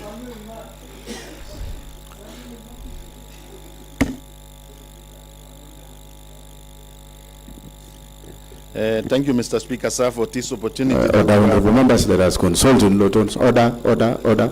Yes, proceed. Thank you, Mr. Speaker, sir, for giving me this opportunity. And by extension, the great people of Kipchemchemo I represent with a lot of honesty. Mr. Speaker, sir, I stand in totality to support the motion. And I just want to congratulate the mover of the motion for standing firm and putting it clear, short and clear, the allegations that are before this House on issues of impeaching the Honorable Governor. Mr. Speaker, sir, on the issue of revenue, just imagine, Mr. Speaker, sir, this century, collecting revenue using an excise book is at least expressing this revenue collection in this county is at a dox. I want to say, Mr. Speaker, sir, that we are robbing our traders across the county in our markets. Where the move of the motion comes from, that is Kiptere, one of the biggest markets within the town, within the county. Most of the traders have been crying about the amenities. Say that they refuse even to pay the revenue just because we steal from them and not even providing the amenities to them. Mr. Speaker, sir, still on the revenue, I know, and I want to be on record, I know of 2 revenue officers who have been collecting money to their personal advantage. In fact, 2 of them have been marrying. Each and every year they have been adding wives to their names. Lastly, Mr. Speaker, the 1/3 of our honorable members who miss this opportunity to come and exercise their constitutional mandate, I want to tell their residents that time is not lost. They can still recall them. And I want to be on record. On this, the following words. Kapkugerwet, Chaik word, Soin word, Kapsoid word, Kunyak word, Cheblanket word, Litain word, Chemosot word, Tebesonic word, Kiljebor word, Kabianka word. Let those people exercise their mandate and recall this honorable member. Because it is a total injustice to these people. So I just want to, lastly, I just want to congratulate my 31 strong team that we have stand firm with this great county of Kericho to at least give them favor they deserve. I raise my case by saying I support the impeachment of His Excellency, Honorable Dr. Eric Mutai, to go home. Thank you, Mr. Speaker. All right, thank you. The Honorable Amos Pirir, and then I'll give to the Honorable Paul B. That is the last submissions. Yes. As you adjust your mic properly and you will proceed, I'll give you 2 minutes. Thank you, Honorable Speaker, for considering Order. the great people of Kericho. Order. Let's consult in low tones. Order. Proceed. Thank you, Honorable Speaker, for giving me this chance so that I can contribute to support the motion which was raised by Honorable Rogoin and second by Albert. Actually, I want to congratulate the mover of the motion and honorable members for standing firm. We were sent here to represent the people, and it is really a shameful for some honorable members to move out of this house. Instead of defending the people, they run away. Which shows those people are getting something. That is why they are running away. You know when somebody is getting something, He has nothing to say because all the time he's satisfied with what we have been given. So I want to thank honorable members. Actually, our governor already has failed. I am somebody very old. I am representing the great people of Kapkatet. And I was elected. I think those people, they already satisfied that I am normal. That is why I was competing with 17 aspirants, and I was the only one who was honored by the people, and I was given the seat. And I am really surprised when honorable governor as he came to Kapkatet and abused me, saying that I am blind and I am a deaf and I am a stupid, which means those people of Kapkatet are stupid, not me. Because Honorable Mutai was elected by the people of Kapkatet and he respect him.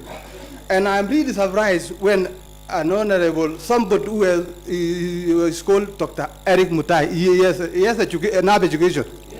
Because sometimes he's complaining that how can I work with people who never went to school? What shows that he went to school? Huh? You cannot abuse somebody, an old man like me. Yes. I'm underage of his father. Yes. Because I was called by this age Korongoriot. So which means Honorable Mutai is my son. He needs to respect me. Yes. Even I'm too old, he needs to show respect to me. Yes. Sometimes, even if I never went to school, he needs to show me respect. So we were sent by our people to come and represent them to defend their properties. Yes. And it is really very bad for some few people to steal the properties of Kericho. Yes. I want to thank these people, that the one members who have seen that our county we are losing a lot. Yes. Otherwise, honorable members, let us defend this county. Because the governor has failed, you better go and look another job because he has repeated the work. Order, the Honorable Paul B. Order, honorable members.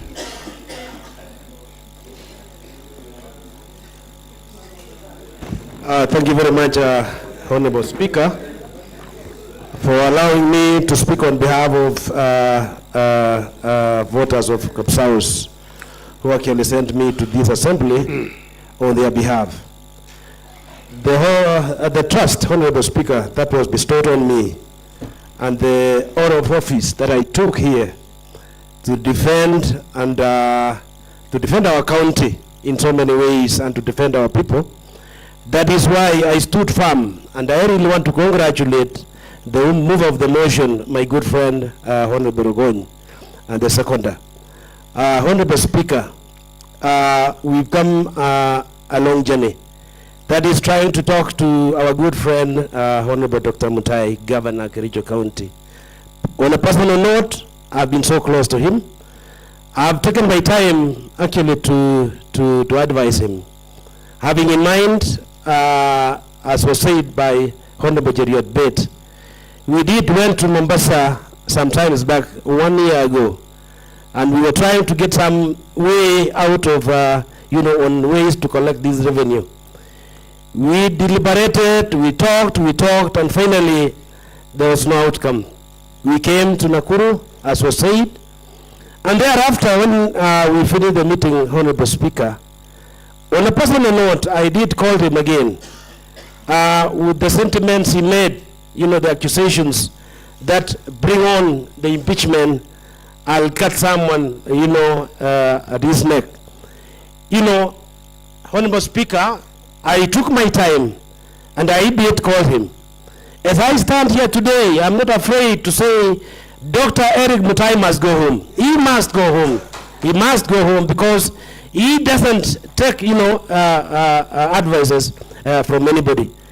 Honorable Speaker, the most affected word is my word. Have in mind, when we came in, there was a young CEO, water called Wesley. He left because of the frustrations and, intimidations that he saw in this county. Secondly, we saw CEO Rosemary, who was in charge of finance, a very brilliant young lady who wanted to serve the county very well and to move, you know, in terms of resources. We've talked on all these revenue streams that we must, you know, automate, and maybe we do CCTV in some streets in this town. But because of the interest of one person, because of the interest that is not, you know, it doesn't want to progress the county, we must say today he must resign or he must leave, you know, with immediate effect. Honorable Speaker, I understand, you know, there's a lot of movements in those offices because some staff are being moved left and right, those are the kind of frustrations we would not like to see. Honorable Speaker, I was a chair, Cousin Tane. Have in mind, when we formed the ad hoc committee on Cousin Tane, I was a chair, and we made some observations, about 21 of them. We made some recommendations, about 24 of them. To date, no implementation, to show that he doesn't respect this honorable house. So I want to support my colleagues and to congratulate these gallant soldiers who stood firm and say, we must protect our county to progress. We must protect our resources. When we talk of Kabianga Tea Farm, Honorable Speaker, I was the chair of finance way back in 0207 when I was a councillor. And the proceeds from Kabianga Tea Farm, my colleagues, we used to pay bursaries for children. Today, as we sit here, we get nothing from Kabianga Tea Farm to show the man who's in the lead is not leading us well. And we must say he must be impeached. Thank you, and may God bless. All right, thank you. Order, honorable members. Order. You know now, the Honorable Ezron, you know you are one of the ranking members, and I had already pronounced myself that the Honorable Paul Kiptobi will be the one making final submissions.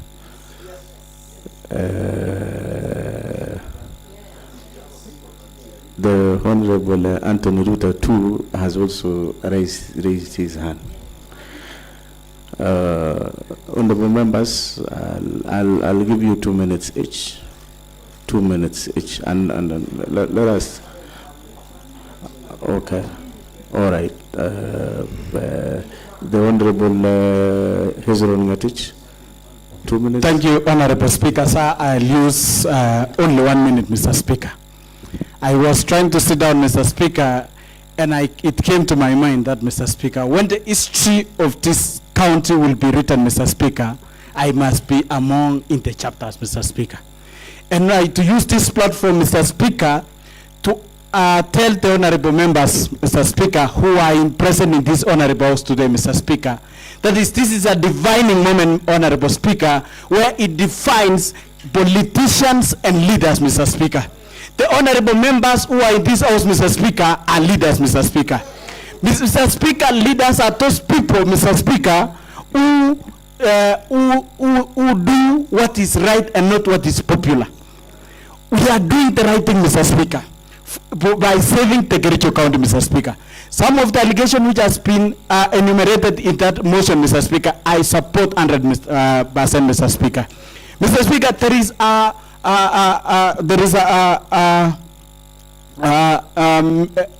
lying to the members of the public, Mr. Speaker, on the issue to do with revenue, Mr. Speaker.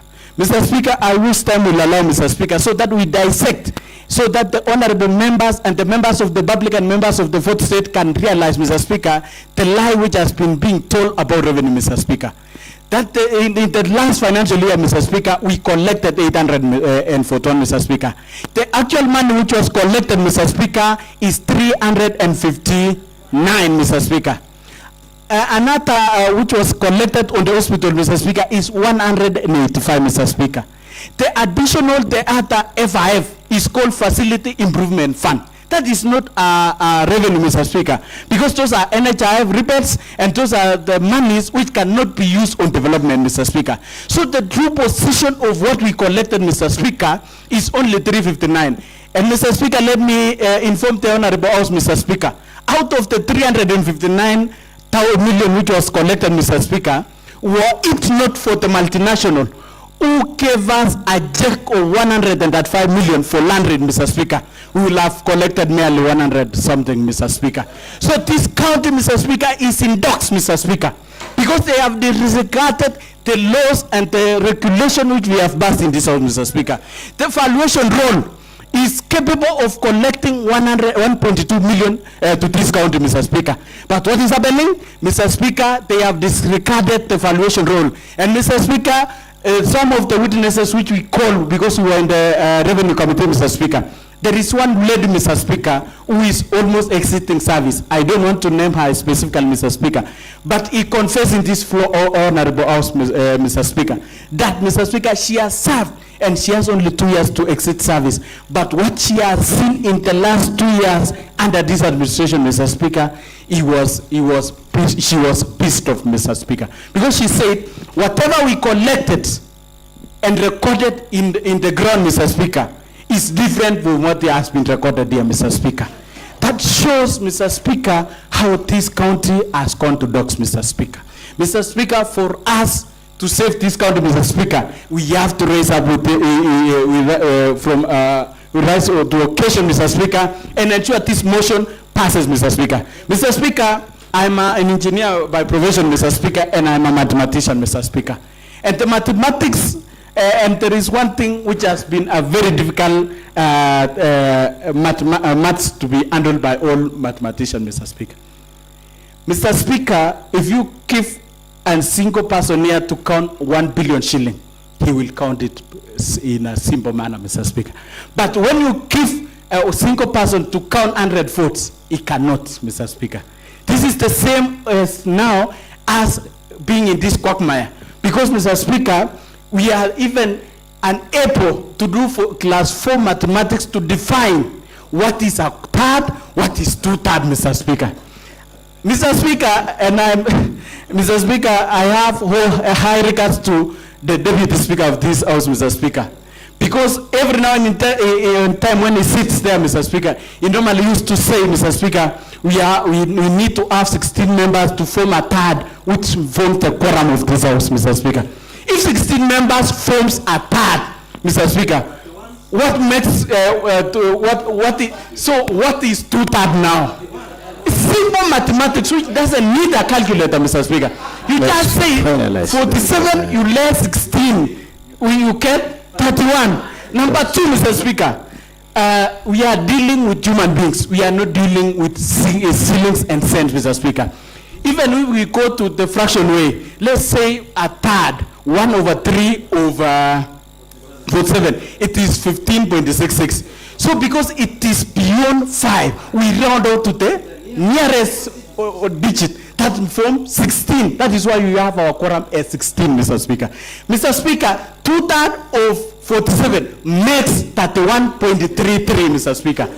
We don't have 0.33 of a person, so we round off to the nearest decimal point, Mr. Speaker. That forms 31. Simple mathematics, which was taught in class 4, which doesn't need even interpretation. Mr. Speaker, as I finalize, Mr. Speaker, I know you are more informed than us, Mr. Speaker, and I know we have several case laws, we have several incidences whereby most of the assemblies and most of the has been found themselves in this quagmire, and there must be a ruling. So, Mr. Speaker, you guide the Honorable House and inform those honorable members that, Mr. Speaker, this is a game of wits. Thank you. Thank you. I support the motion. Lastly, the Honorable Anthony Ruto.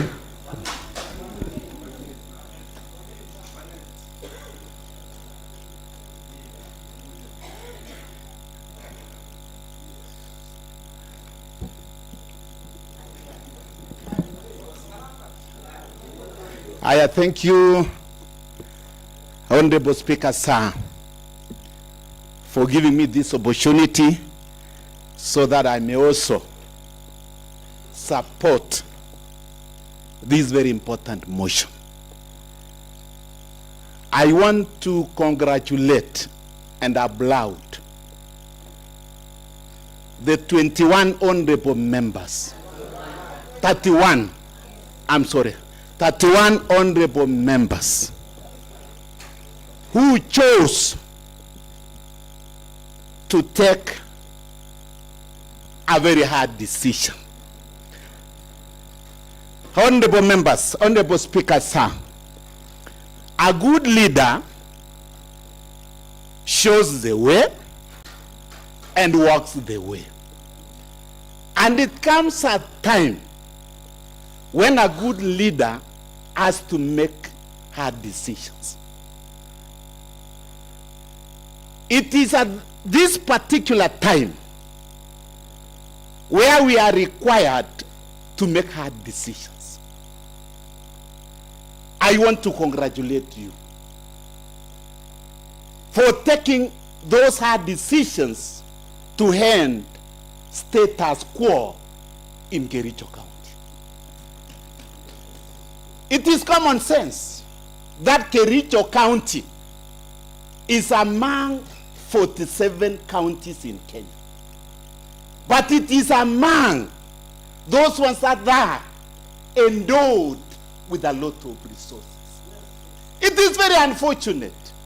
It is shameful for counties like Homa Bay, Wajir, Turkana, collecting over 1.something billion in terms of their own source of revenue.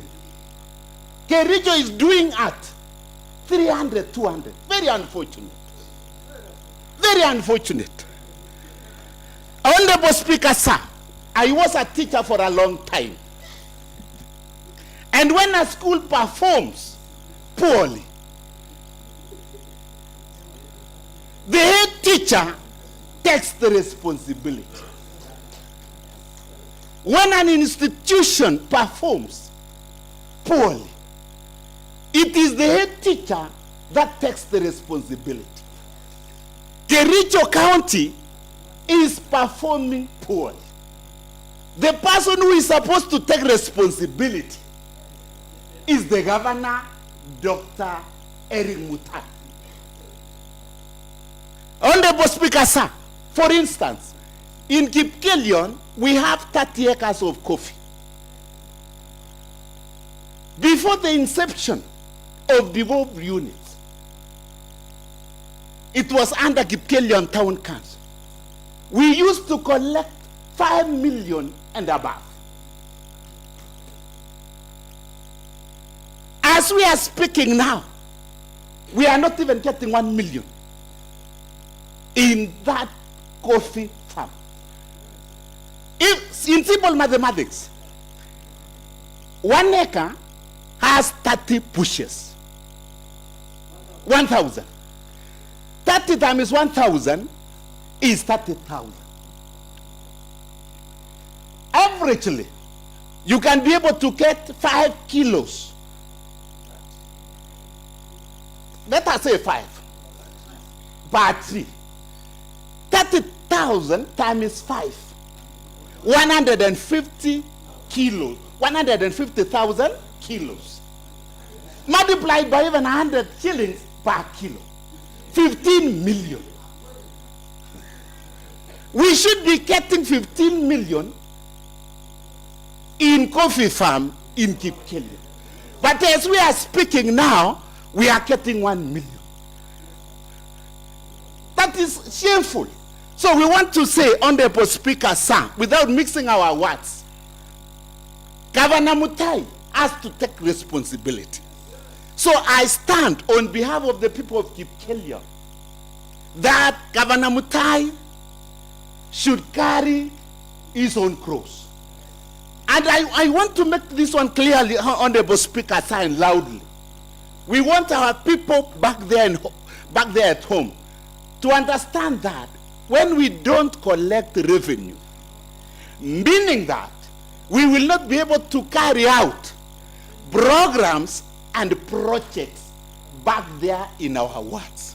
For us to be able to carry out projects and programs, we must make sure that we correct this problem of revenue collections once and for all. Thank you, Honorable Speaker, sir. All right, thank you, the Honorable Anthony Ruto. Honorable members, before I call upon the mover to reply, order, honorable members. Before I call upon the mover of the motion to reply, that is the Honorable Kiprotich Rogon, standing order number 78.3, provides that when the Speaker is satisfied that the motion has been adequately debated, of which I am satisfied, the Speaker shall call upon the person who is being removed from office to answer issues raised in the debate, and thereafter call upon the mover of the motion to reply. Honorable members, as you are also aware, that His Excellency the Governor, Dr. Eric Mutai, sent his two councils, which on record, honorable members, they forego the opportunity to fully defend their client, citing a court order, of which I must state it here and let it be on record that as a Speaker, the alleged court order is not before me, and I did not receive it. And therefore, since they are not here to represent the client anymore, I now call upon the mover of the motion, Honorable Kiprotich Rogoni, to make his reply for a period not exceeding 10 minutes. Thank you, Mr. Speaker. Mr. Speaker, I want to thank the members who've contributed to this motion. Mr. Speaker, it's been overwhelming. Had it not been for time, each and every member present here today would have contributed to the motion. Mr. Speaker, members have deliberated on the issue extensively. Mr. Speaker, Standing Order number 74, 4, Mr. Speaker, states that upon the expiry of the 7 days notice, Mr. Speaker, this motion was properly before the House. The Governor had an opportunity, pursuant to Article 50 of the Constitution, to defend himself here today. But because, Mr. Speaker, he disguised the whole thing using a court process. And I'm happy, Mr. Speaker, because the members here have stated you cannot injunct a process that has already started. In fact, Mr. Speaker, a member reminded me of an operation, a patient on an operation table, that if, say, the stomach has been opened and a court order comes, does that imply that the doctor will leave the patient on the table to die or continue with the operation? Mr. Speaker, this House, having started the motion on the impeachment of the Governor, could not be stopped by any court of law.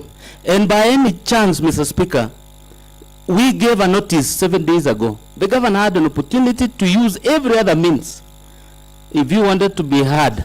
Mr. Speaker, the Governor is as guilty as charged. Mr. Speaker, I want to point out two issues. One, even the court order that was obtained by Joseph Kogo, Josiah Kogo. You know, Josiah proved before courts that the land belonged to him. The Governor disregarded the order and continues to use the land belonging to somebody else as a dump site. In fact, by the court itself ruling on the matter, proves that the Governor violated Chapter 6 of the Constitution.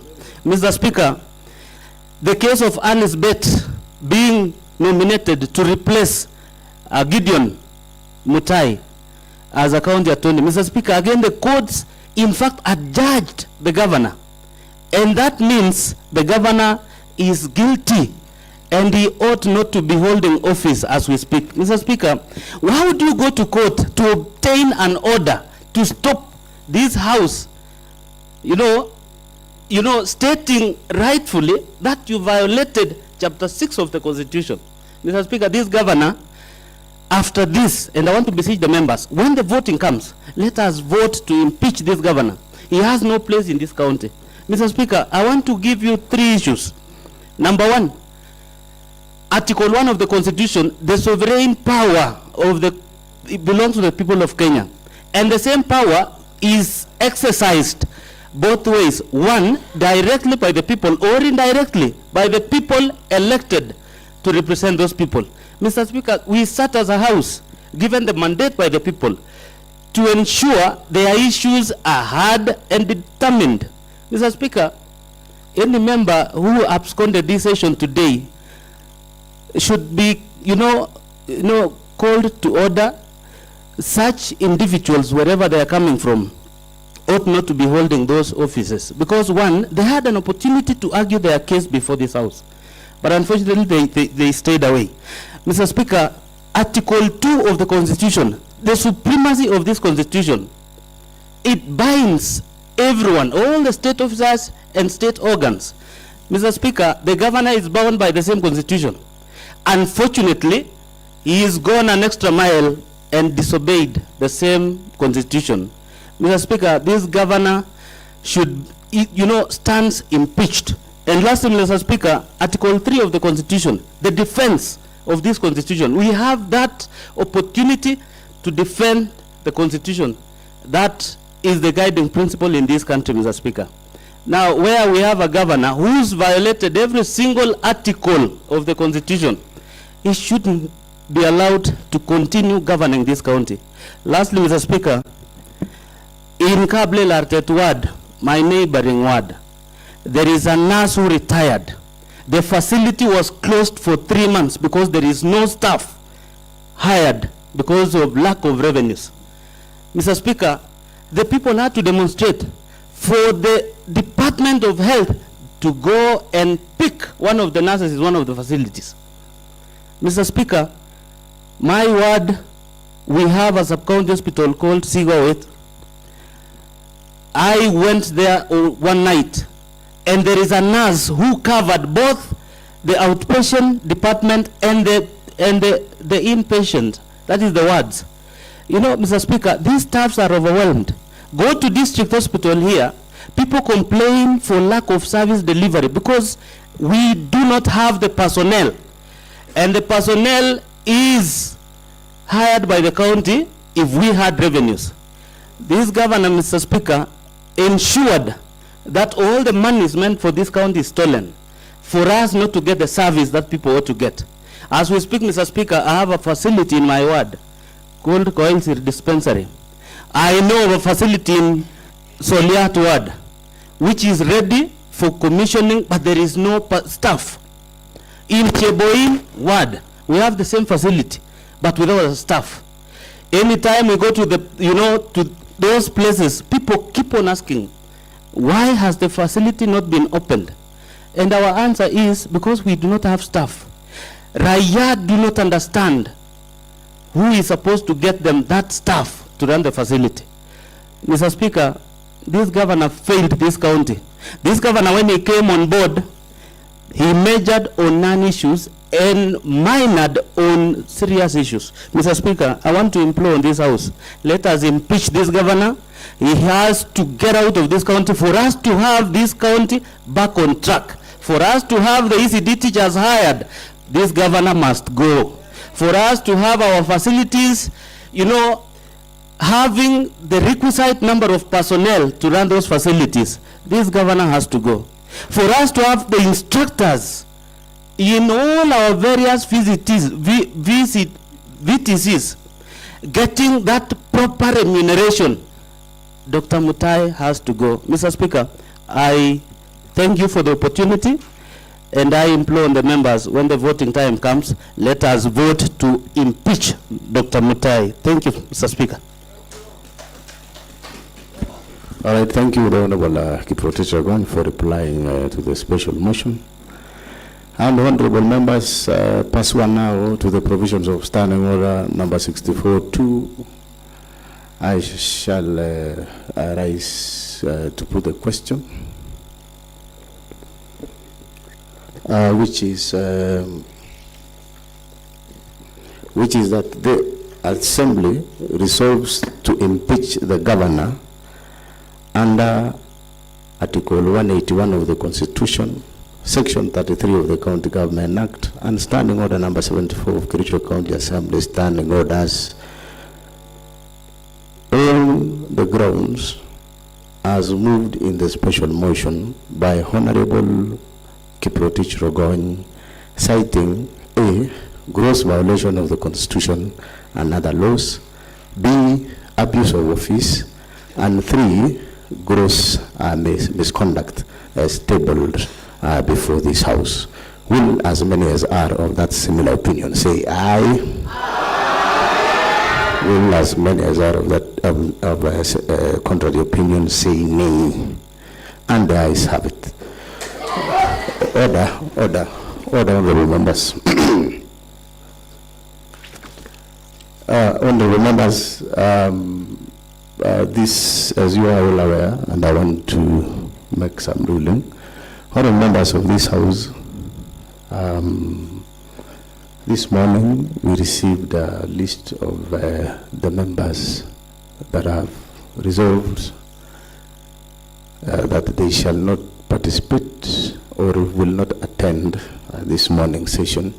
But I will give an opportunity, probably, if one of them or so may have arrived. I would like to know.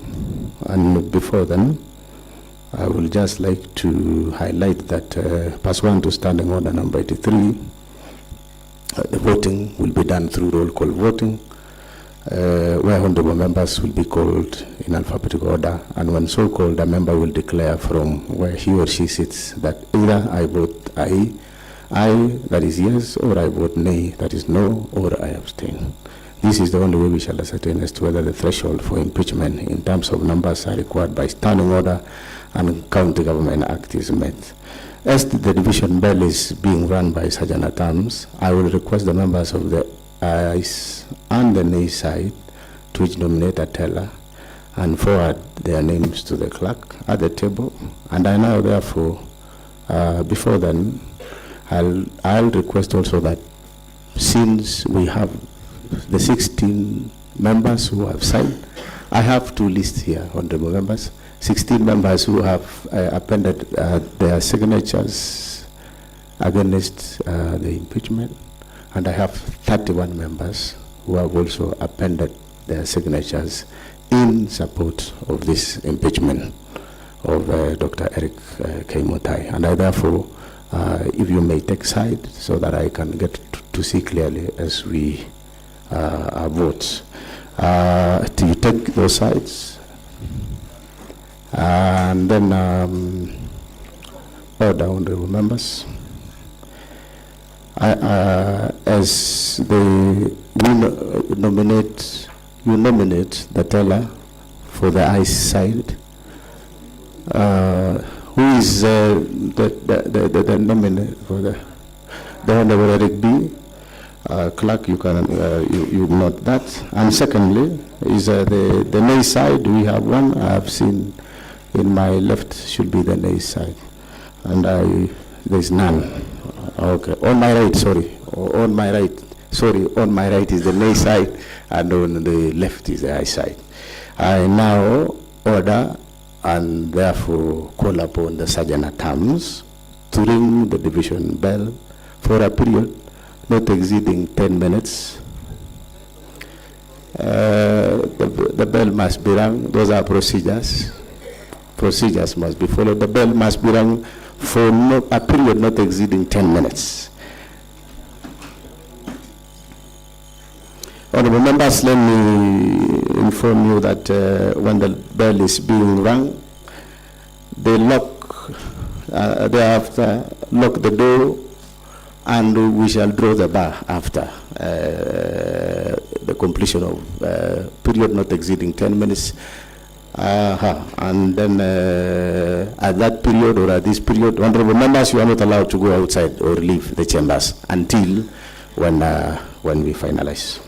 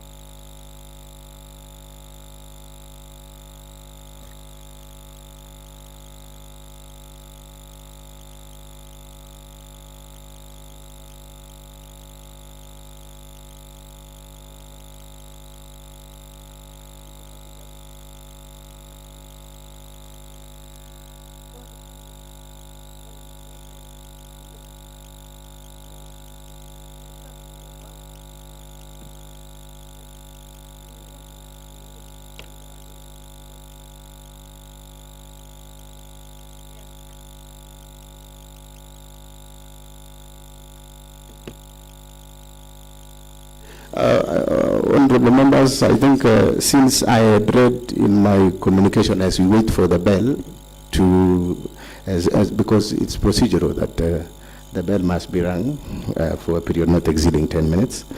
I think let me take this opportunity since I had read the name.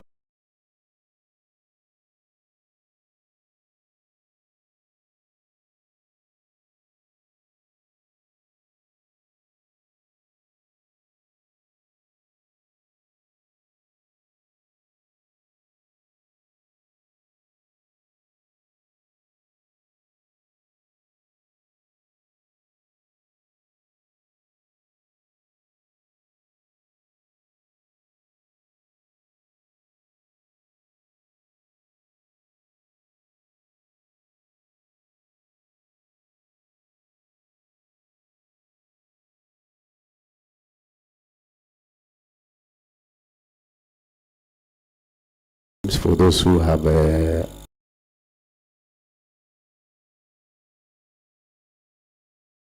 debate Peter from Kapsuser, number 10 Honorable Anthony Ruto from Kipkelion, number 11 Honorable K. Vincent Gorir from Londiani, number 12 Honorable Eric B. That is from you are from where? Cardinal Heritage, yes. And then number 13, Honorable Beatrice Chepkemoi from Ainamoi. Number 14, Honorable Cheska Jamwana from Bureti. Number 15, Honorable Kipta Paul B from Kapsaos. Number 16, Honorable Lile Serma from Ainamoi.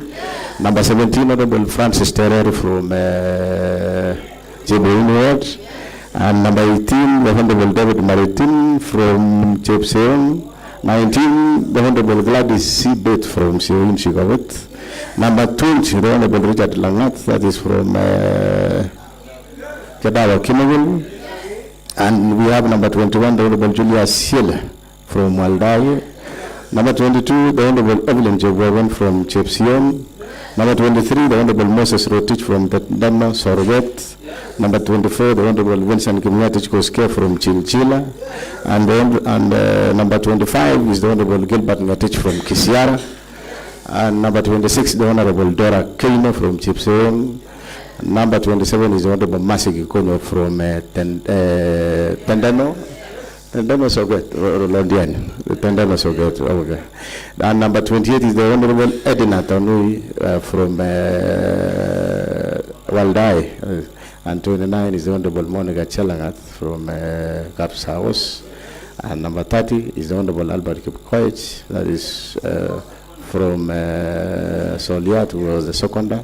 And number 31 was is the Honorable Betty Ruyot, that is from the Honorable Ainamoi, from Ainamoi Ward. This was prepared by the clerk, pass 1 to Kericho County Assembly Standing Order number 74-1, and before the clerk, signed by the clerk, 2nd October 2024, Martin Epus Clark Patrick, clerk to the Kericho County Assembly.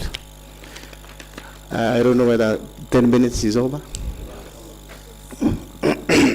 Is 10 minutes over, clerk?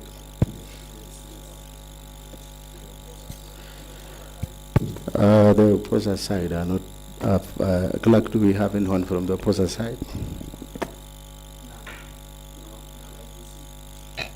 All right, honorable members, then we proceed. I want to believe you have already drawn the bar and locked the door. You draw the bar and lock the door. You draw the bar and lock the door. Confirmed, it's done. So, honorable members, I have received the name of Honorable Eric B., that is a MCA for Kaplela Ward, who has been nominated by his side, representing the ICE side. Unfortunately, I haven't received any name from the NAY side, and therefore I ask the Honorable Eric B. to come forward and take your seat at the side of the dispatch table, which should be on my left, or on my left. Is that left? Because ordinarily the right side should have been the other side.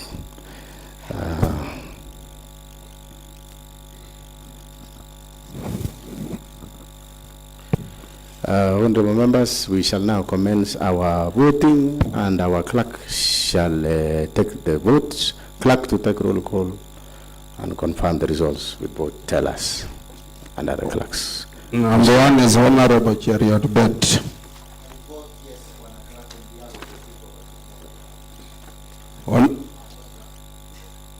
Bet Eric Kipkoroi. Bet Eric Kipkoroi. Bet Gladys Chesang.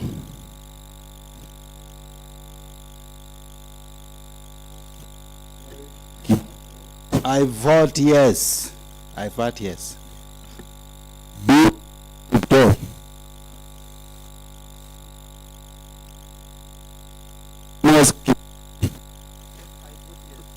I vote yes.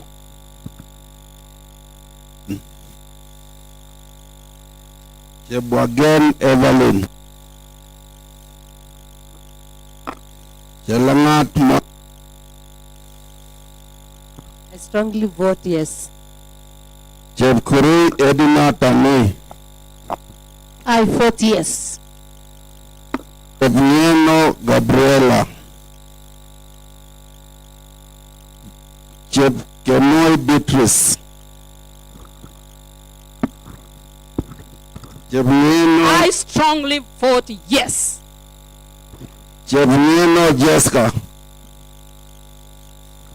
I vote yes.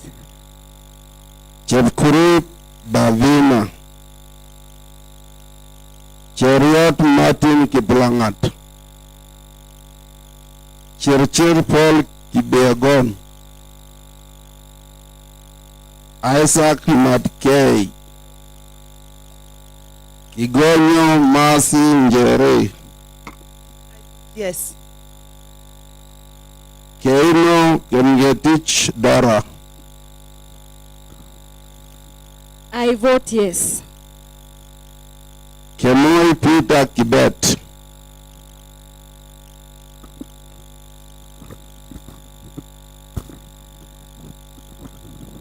%, I vote yes. Kipkoech Albert. I vote yes.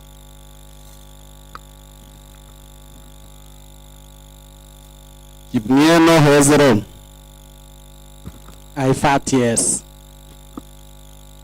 Kipnieno Keroi. Keroi Vincent Kipnieno. Keroi Vincent Kipnieno. Korir Francis Chepkorir.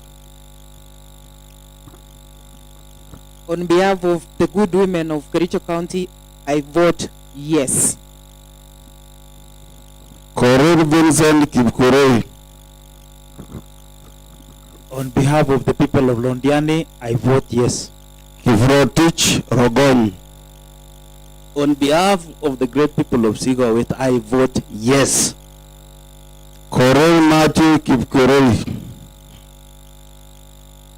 Osgay Kimgetich Vincent.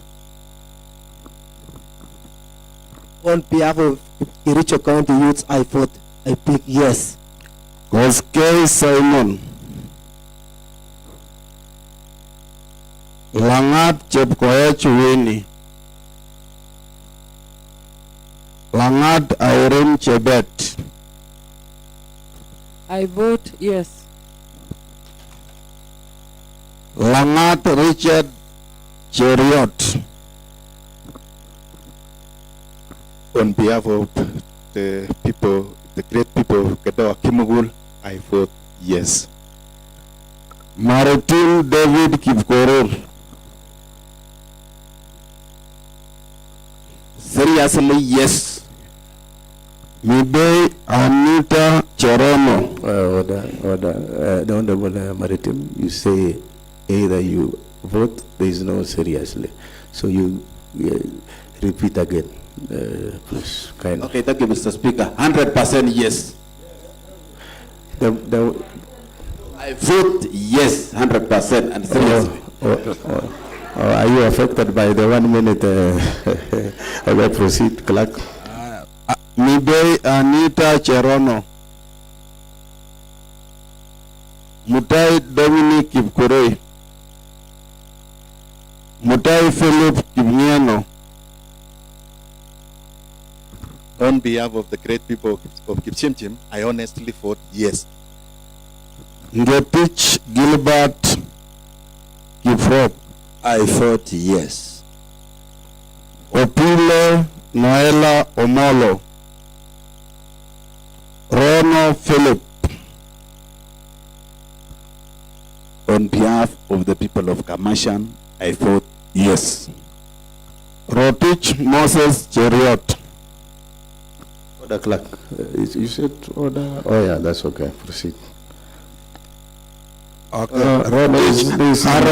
Rotich Harold Kipkemoi. Oh yeah. Rotich Harold Kipkemoi. On behalf of good people of Seretut, Cheptororiet Ward, I vote big yes. Now Rotich Moses Cheriot. On behalf of the great people of Tendeno Soget, I vote yes. Rob Naman Kipsgei. Ruto Anton. I vote yes. Siele Julius Kipkorir. I vote yes.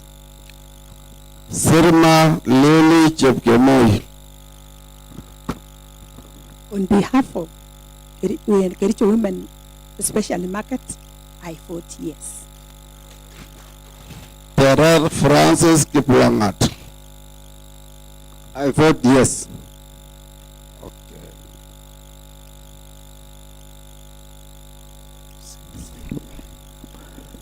Clerk, you can confirm the results with the teller that we have. That is the Honorable Eric B. You can proceed to that in front of the table. Table clerks. Yes, clerk.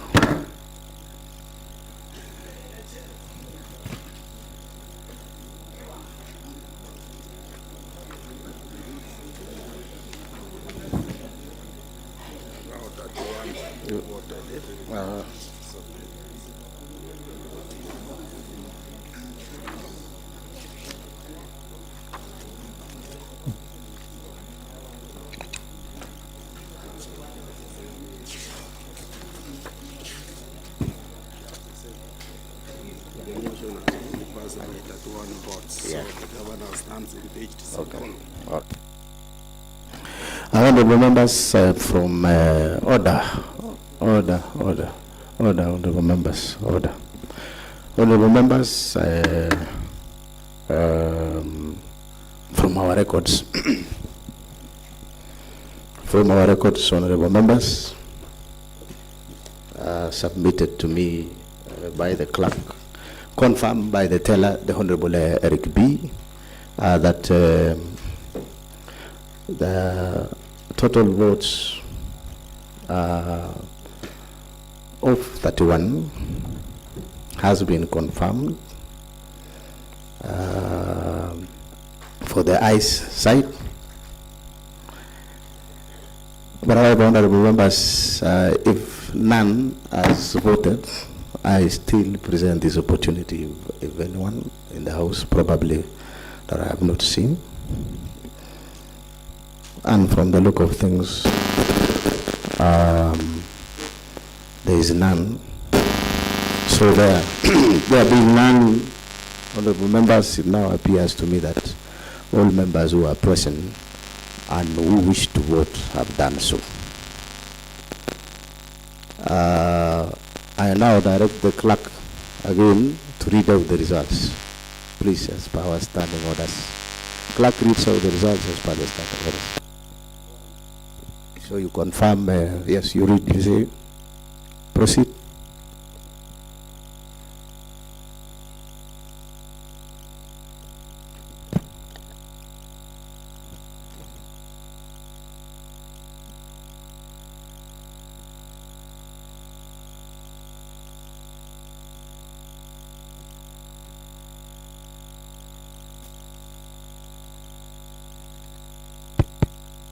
That one voted yes. That is the for the motion. 60.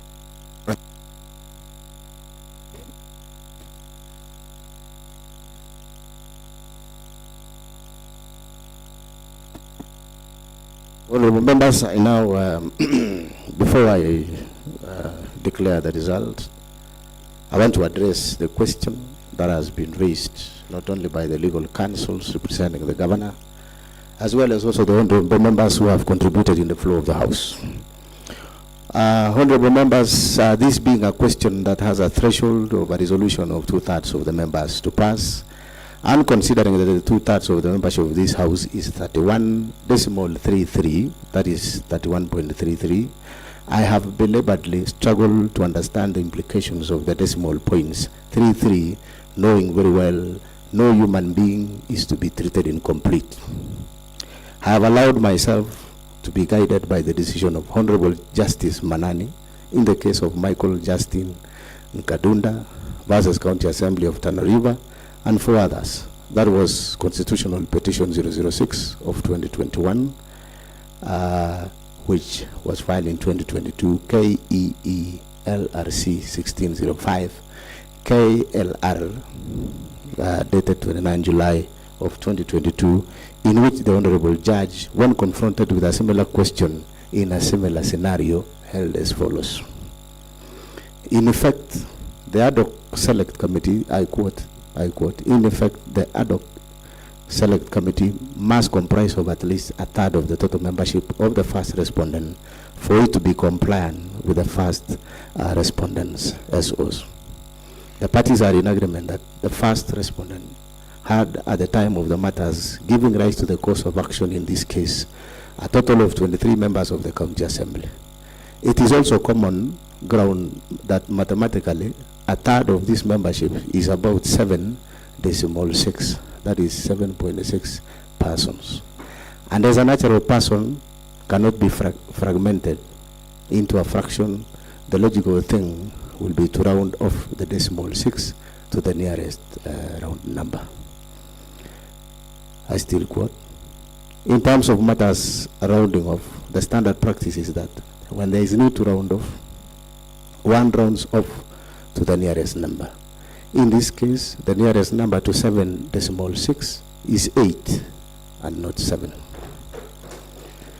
The threshold issue with regards to the County Assembly quorum was also determined by the Nairobi County Assembly through its communication dated 6 September 2017 from the clerk of the County Assembly while conducting an election of the Honorable Speaker, who further determined that the quorum of the County Assembly is 41, that is 1/3 members out of 122 of the County Assembly. The 2/3 threshold then was determined to be 81, that is 2/3 for the Speaker to have been duly elected. Honorable members, based on the foregoing, I give the direction that the 2/3 of the membership of this House required to pass the motion for impeachment of His Excellency the Governor is 31 members. My position is fathomed further by the fact that we have customarily and by practice since the inception of devolution taken 1/3 of the members of this assembly house to be 16, meaning the balance of the members being 2/3 is equivalent to 31. Honorable members of this house,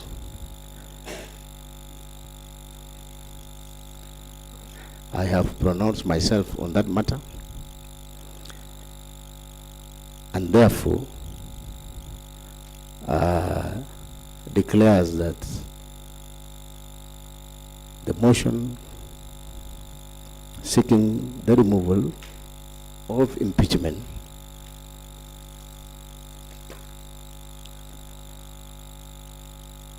from office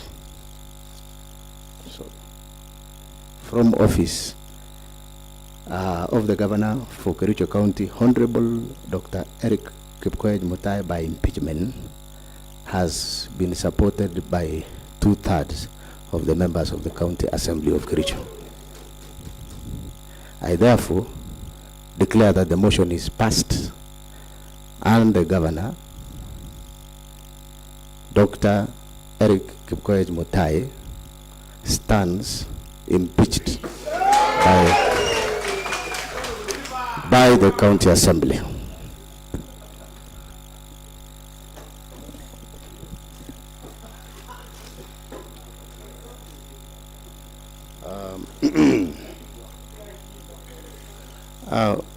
Order, honorable members, we have come to conclusion of our special motion in regards to the removal of office of the governor for Kericho County, Honorable Dr. Eric Kipkoech Mutai, by impeachment, and therefore, being there no other order of business, this house stands adjourned until this afternoon at 2:30 p.m.